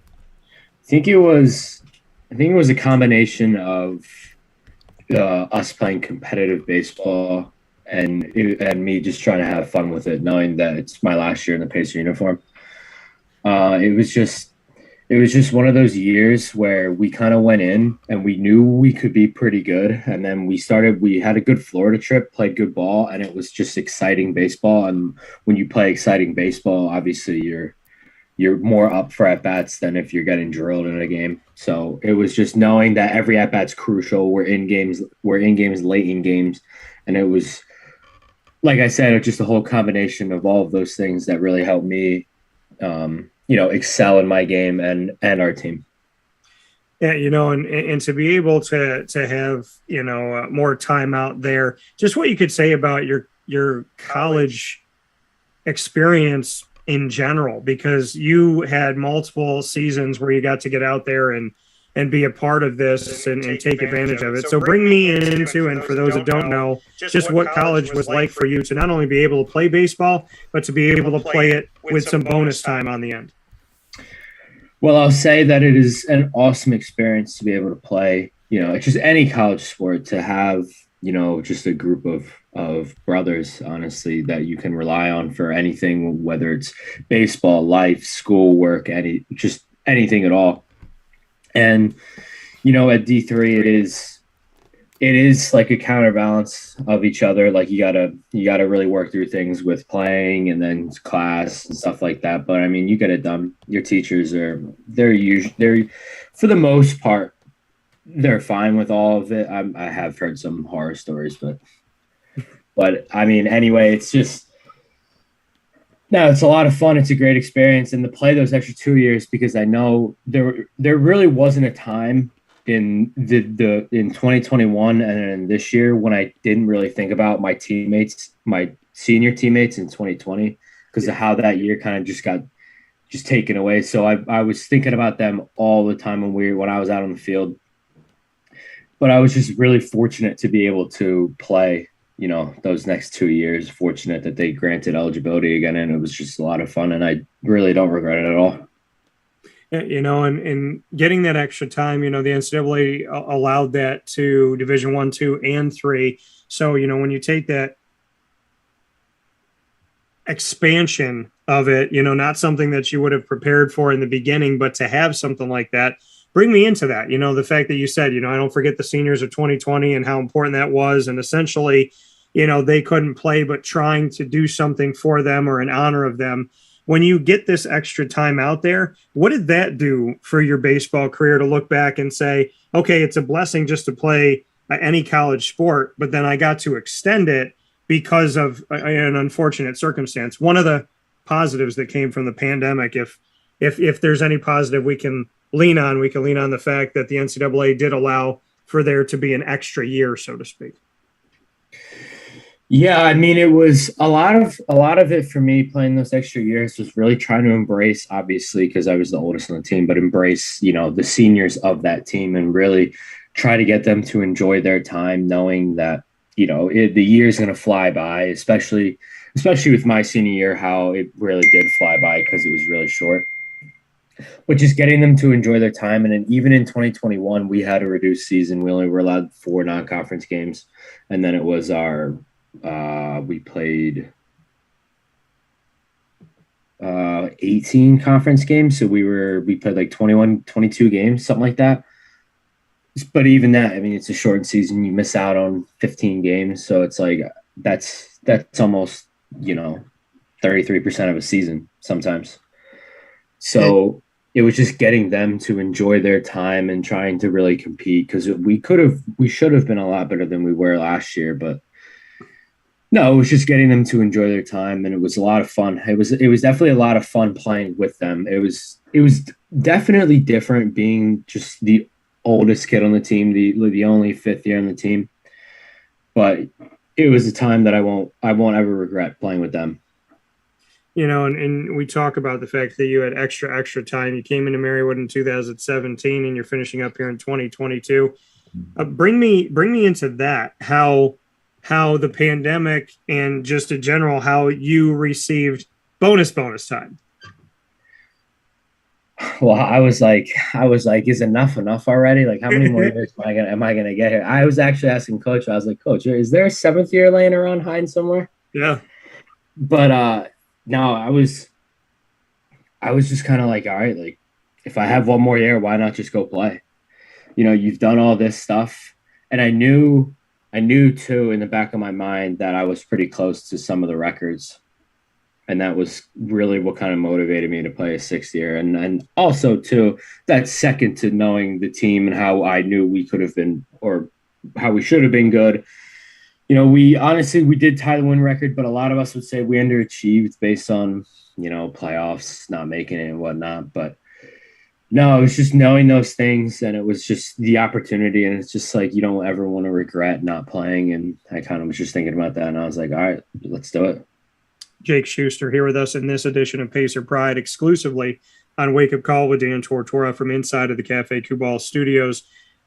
You had a historic season with tying the win record with 22, but you also said that there was more left out there. Your teammates echoed that when I spoke with Vinny and Nick and Mike as well. What is it about this season that you can look back on in 2022 and appreciate? And what are the things that you feel like were left on the table? I think we can appreciate just the whole team camaraderie, because like we were always doing stuff, whether we were at baseball, whether it was the freshman kids swiping us in and eat at Naz, whether it was us hanging out at one of the houses that's right nearby. It was just, we were always doing things together. And I think that translated to the field. I think it really kind of, you know, gelled us as a squad. And the things we left out there, I mean, I could literally get nitpicky and tell you about, you know, different opportunities where we didn't hit the ball, we didn't pitch the ball, we didn't feel the ball. But, you know, it's very small. It's a very, very small percentage of times when that happens, because you don't get luck. You don't luck in the 22 wins in a season. You know, something's got to be going right. But there was a lot, and, you know, not to take anything away from our conference is a really legit conference with, you know, the competition, especially at the top that's in it. Yeah. But I really do think that we could have won some games, and it was just small things here and there that really could have hit here, a play here, and we would have either won those games or been in those games till the ninth inning. You know, and you see the success coming off it. You gave respect to the Atlantic East. You have done a lot this season, like you said, coming back and knowing that you're close to different things. I mean, first team All-Region 5 at first base, Atlantic East Conference Player of the Year, first team All-Atlantic East Player of the Week, Atlantic East Weekly Honor Roll. I had the top batting average at 403, slugging percentage at 694, as well as on-base percentage of 52.2 in the Atlantic East. You had 50 hits, 10 doubles, 4 triples, 6 home runs, 30 RBIs on the season, and had a fielding percentage of 99.6. So when I read off all of that, what does that say to you that, you know, you give respect to the Conference of the Atlantic East and you were leading the charge, voted the Atlantic East Player of the Year? Just what that does for you as you wrap up your 17 years as a baseball player at Marywood University. Well, what's crazy is I honestly, it was one of those weird things, because I had a really good year my sophomore year. And my sophomore year, I was telling actually my dad, I was like, my sophomore year, it just felt easy. Like I just went out there and I just felt it was like an easy 1, 2, 3 hits a game. Like just, it was guaranteed. Yeah. But then this year in my 6th year, it almost felt like I was just grinding out every at bat, every hit. Every hit was tough. It was always something. It was something here. But a lot of that too goes into, you know, you could get into baseball where like you see a lot more off speed, stuff like that. Yeah. But it was a grind this year. It was a lot harder. And I think that the pitching this past year in 2022 was a lot tougher. I mean, there's a lot of great arms in our conference, a lot of great arms. And I just kind of, I don't know, I don't want to say got lucky, but I did work really great at bats against a lot of the good arms and just hit their one mistake that they threw against me. And it sometimes happened to be a hit, sometimes, you know, not. But it was just still knowing that I can compete at that level too. It was just the confidence in that. Knowing how good the pitching was against you, what can you say about what it really was in those moments where you were able to get that hit? Like you said, if they made that one mistake or something of that nature, what can you tell me about your vision and about your timing and different things that just clicked? How much of it is just natural and how much of it is you going out there and practicing and training yourself to it, to have those little tiny, like hair thin moments of being able to know this is when I swing, this is what I need to do. I got to have my eyes right here at this time because this is what this pitcher does. I mean, there's, like you said, you don't make it to 22 wins by accident. Well, you don't make it to what you've done by accident. So what are those moments and those pieces and those really intricate kind of, yeah, this is how I did it? What would you put it on? So what's funny, I'll give you an example. we were down at Cabrini this year, and the first game they threw, actually it was the rookie of the year, Brian Dino, and he's a 6'5" lefty, throws pretty hard, and he just destroyed me in my first at bat. I think it was a quick strikeout. So I was like, all right, it's gonna be a tough day. He's good, he's throwing hard. My second at bat, I go up, and there was just something in my head. I just knew he was going to throw. I just knew he was going to throw a curveball. Like, I just knew it. And that's why I went up there. And, most coaches will say, don't sit curveball. You should sit the fastball because it's the easiest one. It's the straightest one. But I was like, I knew he was going to throw. I just knew it.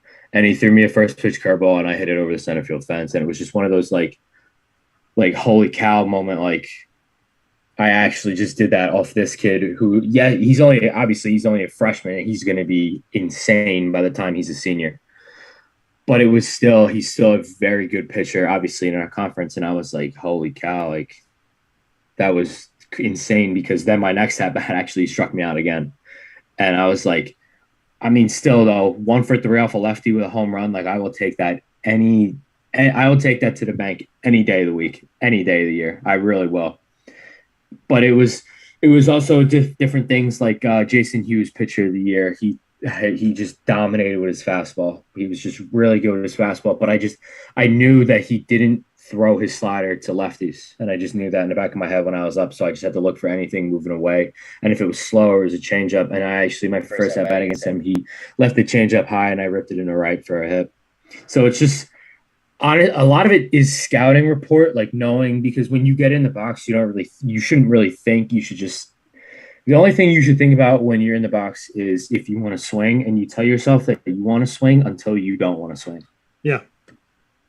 And I think, there's the world of, like you said, going up against the pitchers that you go up against and having success there from a young pitcher too. How has the game evolved in that respect? I mean, you've been playing for a long time, and, you obviously know you can hit, different things that you can do, but how has pitching evolved to continue to challenge a hitter to be able to get after it? Because, I mean, when I was growing up as a kid, if there was 5 guys in the majors that threw 90, 91, you're like, oh, okay.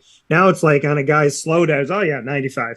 So, I mean, it's a different world now when it comes to pitching, because pitching has really risen and come to a point where, I mean, I was playing a pickup game after going to school at Marywood. I just played a pickup game with some of the guys that had played at Marywood, and we were just having fun out there. And I hadn't picked up a bat in a long time. And I picked it up and I went out there and I said, listen, I'm just going to do the best I can. I mean, this is my first game in over a decade. I played Little League and then I went on to play basketball. So I went out there and, as a favor and said, hey, you know what? I want to just get a feel for it and see what it's like. And, the first couple pitches came in and I'm looking at them coming by me and I'm going, it's a pickup game and that was fast. Like, what the hell just happened with that ball? So what can you say about how pitching has evolved and what have you had to do as a hitter to evolve with it? Yeah, I mean, a lot of it, I would say, is more just in sequencing with pitching. It's, some guys, they'll get worked backwards and whatnot. And as a hitter, especially a hitter who hits in kind of the middle of the order, you really have to learn and to train to hit off-speed pitches. Like, you really, especially for me being left-handed, you have to learn to sit back on a changeup. Like, it's just, because if you can't, they're going to see that in your first at bat, and you're just going to get just rained on with changeups just constantly over and over and over again. So it's making adjustments too. It's, the fastball, the speed is kind of one of those things that it's always going to be there. So it's just one of those it's just one of those things, but it's usually pitching and like how accurate the pitchers are and then how they sequence you. It's learning to hit the different spots of the field based on where they're pitching you and, all that nonsense. That coming here from Jake Schuster of the Marywood Pacers baseball team here as we celebrate the season and celebrate what he's done as well personally as he gets set to move forward after his time at Marywood University. Jake, before I let you go, hindsight 2020, why Marywood? Why did you pick Marywood, and what do you think about that decision? Well, I just, it's funny. My roommate for 4 years here, Nate Mitchner, he made a recruiting video, and he was a pitcher. And I remember we went and filmed it, and I was his catcher, and he sent it around to different coaches, and then he sent it to Jerry Davis up here at Marywood. And Davis saw it, and he told Nate come up, and he asked him who the catcher was. Can I get his info? Yada, yada, yada. So then that's how I got in contact with Marywood. And then I go up for a visit. I met Coach Thiel and JoJo and then Coach Davis. And I got the tour from Coach Thiel, and I just loved it. I loved the campus. And I wanted something that was not too close but not too far for school. And I mean, honestly, you just hop on the turnpike, ride it all the way down to Lansdale, and then you're at my house. So it's really not a bad drive. And what turned out to be was I was athletic training, which is what I wanted to do. And then I switched to exercise science, which it was a great degree, great teachers, all that stuff. So, just met some outstanding people at, the university, and I just wouldn't change it. So you would choose Marywood all over again if you had the chance? 1,000%. Jason Thiel, your head coach, only the third coach ever in the history of Marywood baseball. What do you like about how he coaches? He's very well. The one thing that I love is he's very flexible about schoolwork. Like if you have to get something done, he's very understanding. He's to his players' favor. Like he favors his players in terms of, the best practice times, getting in quickly. We never have like that 3.5 hour practice. It's always, just quick, refreshing work. And it's work that, keeps us into it, keeps us involved. And, I just think he does great with that. And Jake, before you came to Marywood, and you talk about Lansdale, PA, your hometown, I went to school, high school at North Penn, 2015 PIAA state champion. So before you came to Marywood University, you know what it's like to run the state in Pennsylvania and become a state champion. Looking back on that, what is that moment always going to mean to you? And do you have a memory or two that comes out on that state championship run when I say 2015 PIAA state champs? That year was crazy. That was a crazy year because we actually set the win record for North Penn too. That year, I think we were 23-4, something like that, and we ended up being ranked like 20th in the country for public schools for Quad A, which was just insane. And I just played with some insane, like just nutty good teammates. And then, it was really, I remember my first at bat in that game. I was so nervous. I couldn't feel my knees. I didn't know if I was walking up to the plate, just knowing how many people were there, that we were on TV and all that stuff. But it was a great, kind of experience builder. And then that took me into, actually, I played for the Philadelphia Whiz Kids in that summer for travel ball. Yeah. And I played with some very, very good teammates. Some of my teammates are in pro ball now, but it was getting the experience playing that level of baseball and knowing what I need to do and what I need to do to compete and to succeed at, really any level. And what did that do for you when you went through that and you're ranked in the country, in the top 20 in the country? And then, like you said, you're going on with the Whiz Kids and you're playing with some guys that are in the pros right now. What did that do to bring you into Marywood and give you that success? And do you think you could have played higher than Division III? Well, I didn't really. I had kind of a tough high school career. Okay. You know, I was in my head a lot about just a lot of things, more of a mental case. So, getting to Marywood, I kind of just viewed it as a fresh start. Yeah. And just like a new opportunity to, play well. And then coach started me day one. I've, to call myself a sixth year starter is kind of nuts to really think about. But, when you talk about a higher level, I think I could have, but then you ask yourself the question, do I think I would have played? Do I transfer out and go to a school and they're like, oh yeah, you'll play. And then you go 0 for 4 with 2 Ks in a game and then you're on the bench for the rest of the year. So it's just kind of one of those things where I just want to stick to a place that I know and that I'm comfortable at and that I know I'm going to get good time at and, just play baseball because that's what we go to college for, right? Why would you tell somebody to come to Marywood and be a part of this program as well as be a student?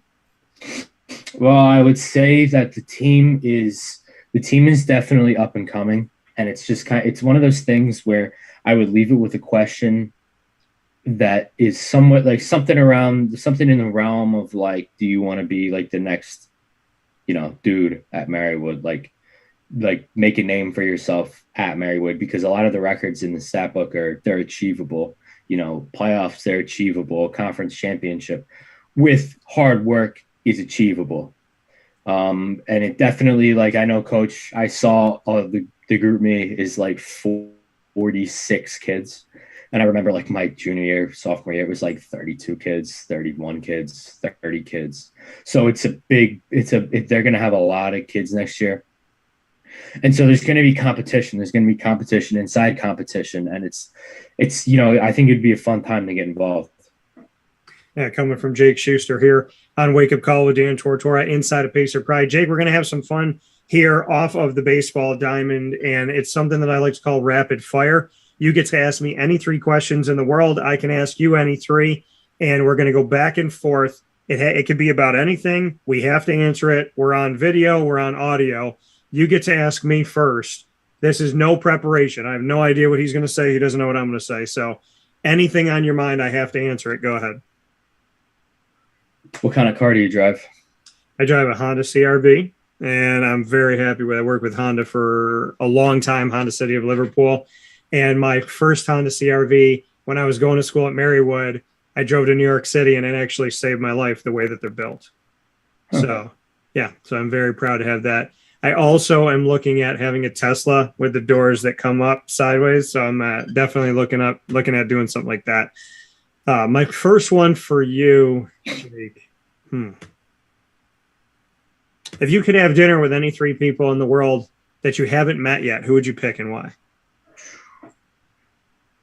I would say, all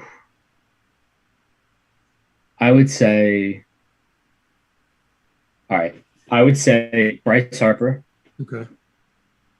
Just because I love the Phillies, and he's just, I don't know if you saw by yesterday, but I mean, that was his tying grand slam was just awesome. I would say Bryce Harper. I would say Tiger Woods, because I'm an avid golfer, love playing golf, love Tiger. Me and Tiger share a birthday, so we basically already know each other. And then I would say Trace McSorley, because I'm a big Penn State fan, and I love Trace. He was awesome. Okay, why? Why was Trace so awesome, in your opinion? I just, he was just a gamer. He wasn't the biggest dude, and he would even tell you too. He wasn't, he didn't have all the arm talents, nothing, but he was just a gamer. He knew how to win, and he was just really competitive about it. And just, his drive and his work ethic in games and how he just never quit was just something that was always, really cool to me. And they had some really good teams that year in his years. Yeah, fair enough. I like it. What's your second one for me? If you could live in any state, which would you pick and why? If I could live in any state, I would probably, I just had this conversation with my fiance. I was talking to her about it. I probably would go back to somewhere where I have lived, which is actually the second home of Wake Up Call. and that's the state of Florida. So I worked down there on an ESPN affiliate. I worked at Walt Disney World. I currently cover UCF, South Florida, Miami, Florida State, high school recruiting down there. I've been covering the Jaguars for, this will be 11th or 12th year that I've gone down to their games. So Jaguars, Magic, the Tampa Bay Rays, the Miami Dolphins been to their camp, Tampa Bay Buccaneers been to their camp a bunch of times. So I already have a bunch of connections down there. So I'd probably say the great state of Florida, but it wouldn't be because of that predominantly. It would be because I love the weather, I love Disney, and my family's down. A lot of my family's down there. So I'd say Florida. Let's stick with travel. Tell me a place you've never been that you would love to go to and why. It's actually funny you ask. I was actually talking to my mom about this yesterday. I would love to go to see Normandy, the beaches in France, just because like I'm a like kind of sneaky history buff. I love it. I love reading about it. And actually today's the 78th anniversary of D-Day, and I don't know. It's just always something that I would have loved to have gone and seen because it's it's one of the biggest warfare movements ever. Yeah, and just all the history behind it, all the lost lives and what the Allied forces gained and all of that. It's just really cool, and it's just something I would love to go see. I love that answer. I've never gotten that before, and I think that's really cool. And leads back to our history, as history is obviously important to know. If you don't know where you went, you have no idea where you're going. What's your last one for me?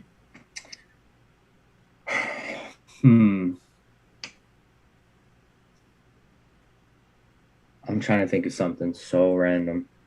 Okay. What is kind of your guilty pleasure when it comes to food? Good question. It was my guilty pleasure when it comes to food. I would have to say, I don't really order dessert out a lot, like I will on vacation, but I would tell you like a 7-layer chocolate cake. Like I want chocolate with chocolate in between the chocolate cake. I want the icing to be thick and awesome. I want chocolate chips on it. I want chocolate sprinkles on it. I want chocolate times 12 on my chocolate cake. So I'd probably say chocolate cake. I love that. My last one for you, I want to stick with food, is you could pick one breakfast, one lunch, and one dinner. They're all different, but you have to eat it for the rest of your life. So what's your breakfast? What's your lunch? What's your dinner? And you can have whatever you want. Like if for breakfast you want an omelet and pancakes, you could do that. But what are your 3 meals you would eat for the rest of your life? I would go. I'd go chocolate chip pancakes for breakfast. Love it. For lunch, I would probably go. I would probably say when I was in elementary school and then up through the high school, I was a big peanut butter and jelly guy. So I'd probably have to stick healthy. So I'd probably go peanut butter and jelly with like an apple and a banana, something like that, something keep it easy. Okay. And then for dinner, here we go. I'd go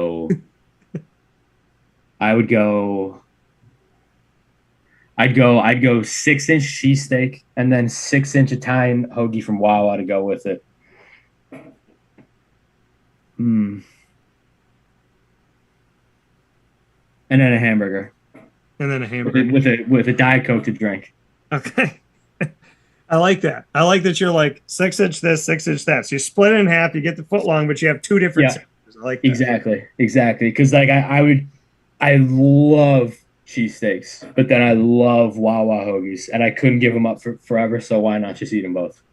No, it's a good answer. And I mean, I'm a cheesesteak fan as well. So it demonstrates exactly what I think, which is actually something that my mom and I did this past week, where I wanted a certain type of pizza. She wanted a certain type of pizza. so we did half and half. And then she gave me the leftovers, so I got some of hers and some of mine. And of course, it took me like no time to eat both sides of that because it was so good. Exactly. So with that being said, Jake Schuster of Marywood baseball history, setting our awesome history books in such a special way at Marywood University with the Atlantic East, and just overall as a team, being a part of a team that tied the amount of wins ever in a single season as the highest with 22 this past season. So Jake, thank you for the work you've done. Thank you for everything you brought to Marywood University, and thank you for the time spent today. And please understand that even though you're not seeking a 7th season, you're always welcome here on the show. Thank you. I appreciate it. Thank you for having me. It was a great time.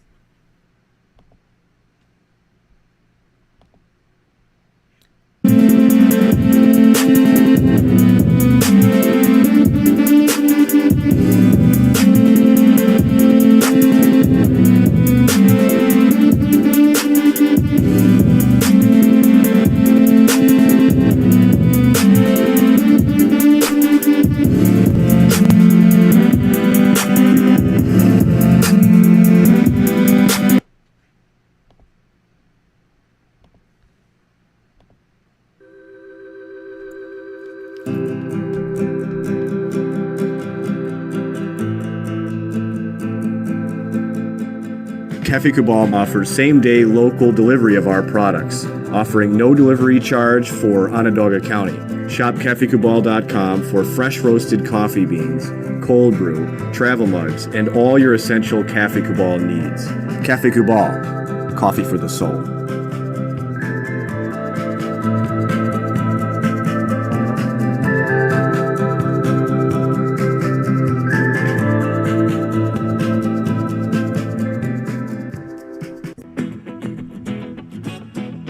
This is Amy from Mother's Cupboard, home of the whole frittata. We are open daily 6 a.m. to 1:30 p.m. For takeout orders, call 315-432-0942 and tune in to Wake Up Call with Dan Tortora for our monthly food challenge and try our Wake Up Call signature menu item available 7 days a week. Here at Mother's Cupboard, we are Central New York, and it's our honor to serve you. Ma and Pa's Kettle Corn and Popcorn Factory remind us that every day is worth celebrating. Find them at 201 Old 7th North Street in Liverpool, New York, open Monday through Saturday in-store and all the time online at maandpaspopcorn.com. Serving our Central New York community and beyond, you can order all throughout the country at maandpaspopcorn.com. And remember to get your tins, which have in-store half-price refills forever. Ma and Pa's Kettle Corn and Popcorn Factory, available to you for fundraising and all of your events by calling 315-450-6272. That's 315-450-6272. Ma and Pa's Kettle Corn and Popcorn Factory. How corny are you?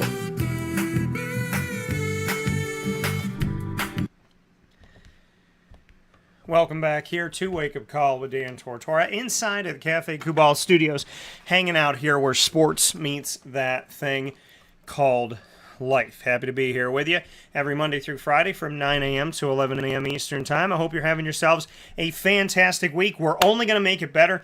Please stay safe out there if you're in tornado or hurricane or thunderstorm way. I know that there was some flooding going on in central New York yesterday, so God, please protect us from all bad weather. Please help us to be okay. Please bring an end to this pandemic. And please help us to be safe and sound no matter what we're going through. May we be healthy, safe, and happy. And may we be filled with all of your most precious gifts. Please help today to be long and fun and go by slowly. And whether we're traveling, staying put, or both, may we be well. God, may we have all your gifts to do your will and be well. And just live life to the fullest. I love you. Please keep us safe and sound today, inside and out. Let's do it. So, with that being said, thank you so much for being a part of the show. I thank you. Inside of the Cafe Cabal Studios, 3501 James Street, 324 West Water Street, 401 South Salina Street, all in Syracuse, New York. You can also go to 343 Fayette Street in Manlius, New York. And, of course, you could find us on the corner of Route 11 and Taft Road at Sweetheart Corners in North Syracuse at their drive-thru location. We'll be there next Friday. And, of course, we love to see you out there to celebrate the 1-year anniversary of Cafe Kubal's drive-thru location in North Syracuse at Sweetheart Corners. So definitely look forward to seeing you up there and appreciate you so very much. With that being said, I want to thank Carvel DeWitt for the annoying moment of the week, Chick-fil-A Cicero and Chick-fil-A Clay for lead, learn, evolve, ad-lib, and deliver, spending today on the topic when we feel lost.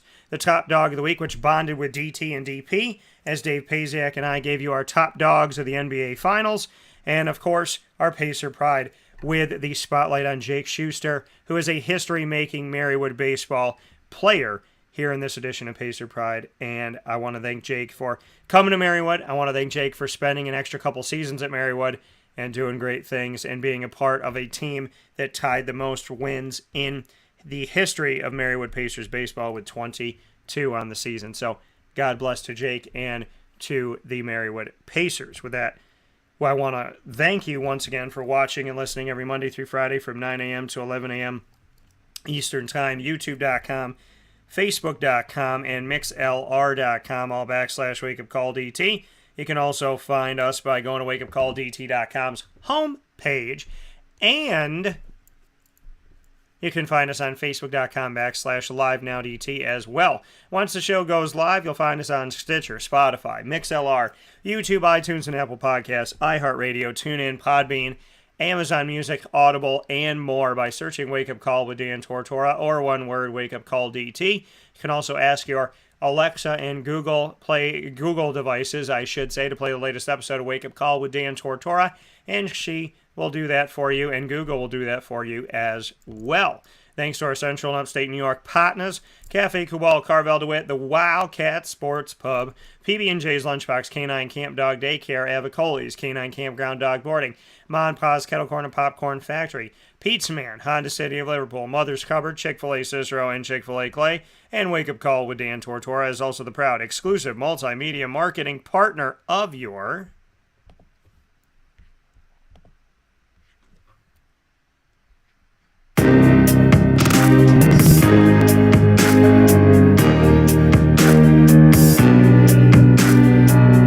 Lemoyne College Dolphins. It is Fins Up every single Wednesday at 9 a.m. Eastern Time. We have Dolphin Time. First and third Wednesday of each month, we feature AD and DT with Athletics Director Bob Beretta and myself, Dan Tortora. New topics every single time we get to the airwaves, and we brought you the exclusive first conversation with Bob Beretta on the reclassification and realignment opportunity for Lemoyne to potentially go from Division II to Division I. Then we brought you the exclusive update to the reclassification and realignment situation, and after they received the paperwork on the information that they need to know, we gave you an update to the update exclusively. You can see all of those by going to our wakeupcalldt.com website and clicking on Lemoyne. You can also subscribe to us on youtube.com /wakeupcalldt. For more information on your Lemoyne Dolphins, go to LemoyneDolphins.com, and every second and fourth Wednesday, you can find us with Dolphin Dive Wednesdays at 9 a.m. Eastern Time during Dolphin Time with student athletes, coaches, administration, as well as alumni and future Dolphins.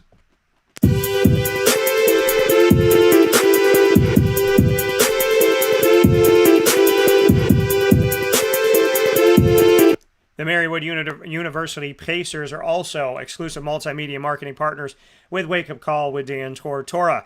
Very happy to be here with the Pacers every single month. And on Fridays around 10:30 a.m. Eastern Time, you get to hang out with the Pacers, student athletes, coaches, and administration, celebrating the fantasticness of what, that might be a word that I just created, but celebrating all that's fantastic about the Marywood University Pacers, including Jake Schuster in today's broadcast. You can find all of our content with Marywood by going to the Marywood tab on wakeupcalldt.com, which gives you worldwide access to the Marywood Pacers library of special conversations. You can also subscribe to us on youtube.com /wakeupcalldt. And, of course, for more information on your Pacers, you can go to marywoodpacers.com.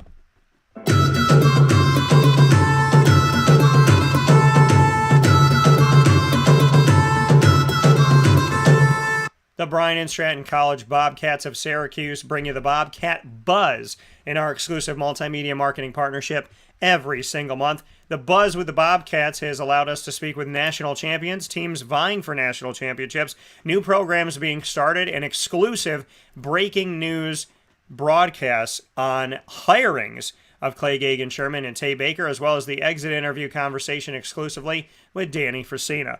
A lot of great stuff has already come out of Bryan and Stratton College of Syracuse, including Makai Reed joining us recently here on the heels of him committing from the Syracuse Academy of Science to the Bryan and Stratton men's basketball team here in Syracuse, New York.